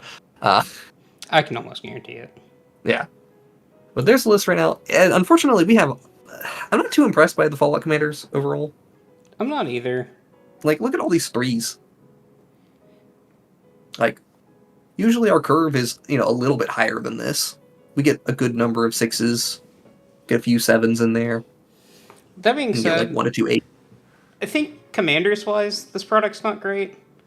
I think like cards in the 99, this is a really good product to buy. But yeah, that's probably true. Like, there's just a lot of good 99 cards in this product. Yeah, there's also genuinely there are some very interesting commanders here. Some that I think that are quite powerful, right? When we look at our 6+ section, like I'm very impressed with all 7 of those commanders. I think we have a couple, specifically this one right here, that can potentially skyrocket, but we gotta see. We just gotta see. Yeah. Potentially. There is Madison Lee Stonks. They're very low right now, and they have the potential to go to the moon. Yeah. And there's also something to be said that if we weren't in specifically mono white, I'd be saying like maybe Codsworth could even go up another spot, but probably not because it's not solving the card advantage issue, which it's addressing different issues related to mana, which is great. Mm-hmm. But it's not addressing card advantage, which is a big problem in mono white. That's still a huge problem. Playing around with auras. I do appreciate how they're playing around with auras. Auras are not a card type that I care that much for, but I do find that what they're doing here to be rather interesting. I will say though, I think these bunch of 4s are a lot more of like 1 or 2 pieces needed to be a 5 than most sets. That's true. Like, I mean, the second, because inevitably we're going to do it, right? I do genuinely think Mr. House is pretty likely to jump up by 1 point. Because, like, we are inevitably going to get to a point where we have another set that's focused on dice rolling. It doesn't matter if it's in another unset that they decide to do in, like, 3 years, or if it's another standard set. Yeah, another D&D set. Or just another set that they're like, you know what? We're going back to New Capenna, let's go gambling. Hell yeah.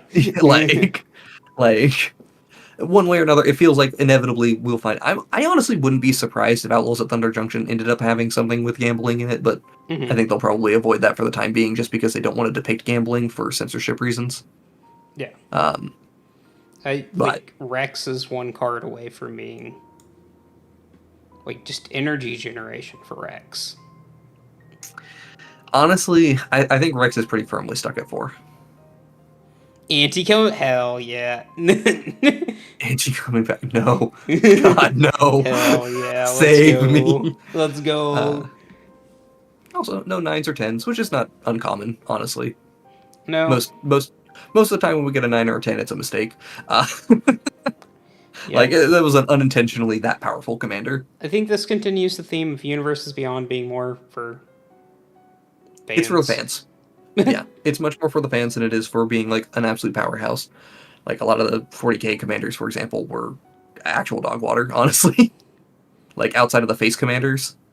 And then Lord of the Rings, specifically the precons, were okay. Lord of the Rings also had the issue of having over 100 commanders, so... Yeah. Well, I mean, Like, specifically Lord of the Rings Commander, like the Commander product. That's more for the fans than anything. I agree. The One Ring is definitely not for the fans. It's not for anybody. Get that card out of here. Get it away from my Magic it's game. for fans of some kind. Get it away from my Magic game, please. All right. For that, we got anything else we want to say? I think for that. All right, everyone. You probably heard. Yeah, I think you've heard a bit of the spiel before, but hey, if you want to watch gameplay videos, we got stuff coming out on Saturday. Obviously, we've got our Fallout game coming out this week, so you can look forward to seeing that. We also did a stream last week where we played with a lot of the Fallout commanders as well, so if you want to see some of those in like early access, so to speak, go look at last week's stream. If you want to listen to our podcast, that is WrinklyBrainEDH. It's on its own channel. We're talking about all sorts of different things. This last week's episode, we held a eulogy for cards that were killed by power creep. So, a lot of interesting stuff. And, of course, we have our Discord. Absolutely join us on Discord. Just talk with us. We have a channel dedicated to talking about Zur Scale, so if you like these streams, we have more discussions for you there. I'm tired. My throat is so raw right Jason, now. now we don't have to do another Zur Scale stream. What are you talking about? We're going to be back in like a month and a half. Hush. We get a break, Jason. We get a very short break. All right, everyone. Thank you all very much for joining us. I hope you catch us next week. Hang out with us and just chat with us in the meantime. See you.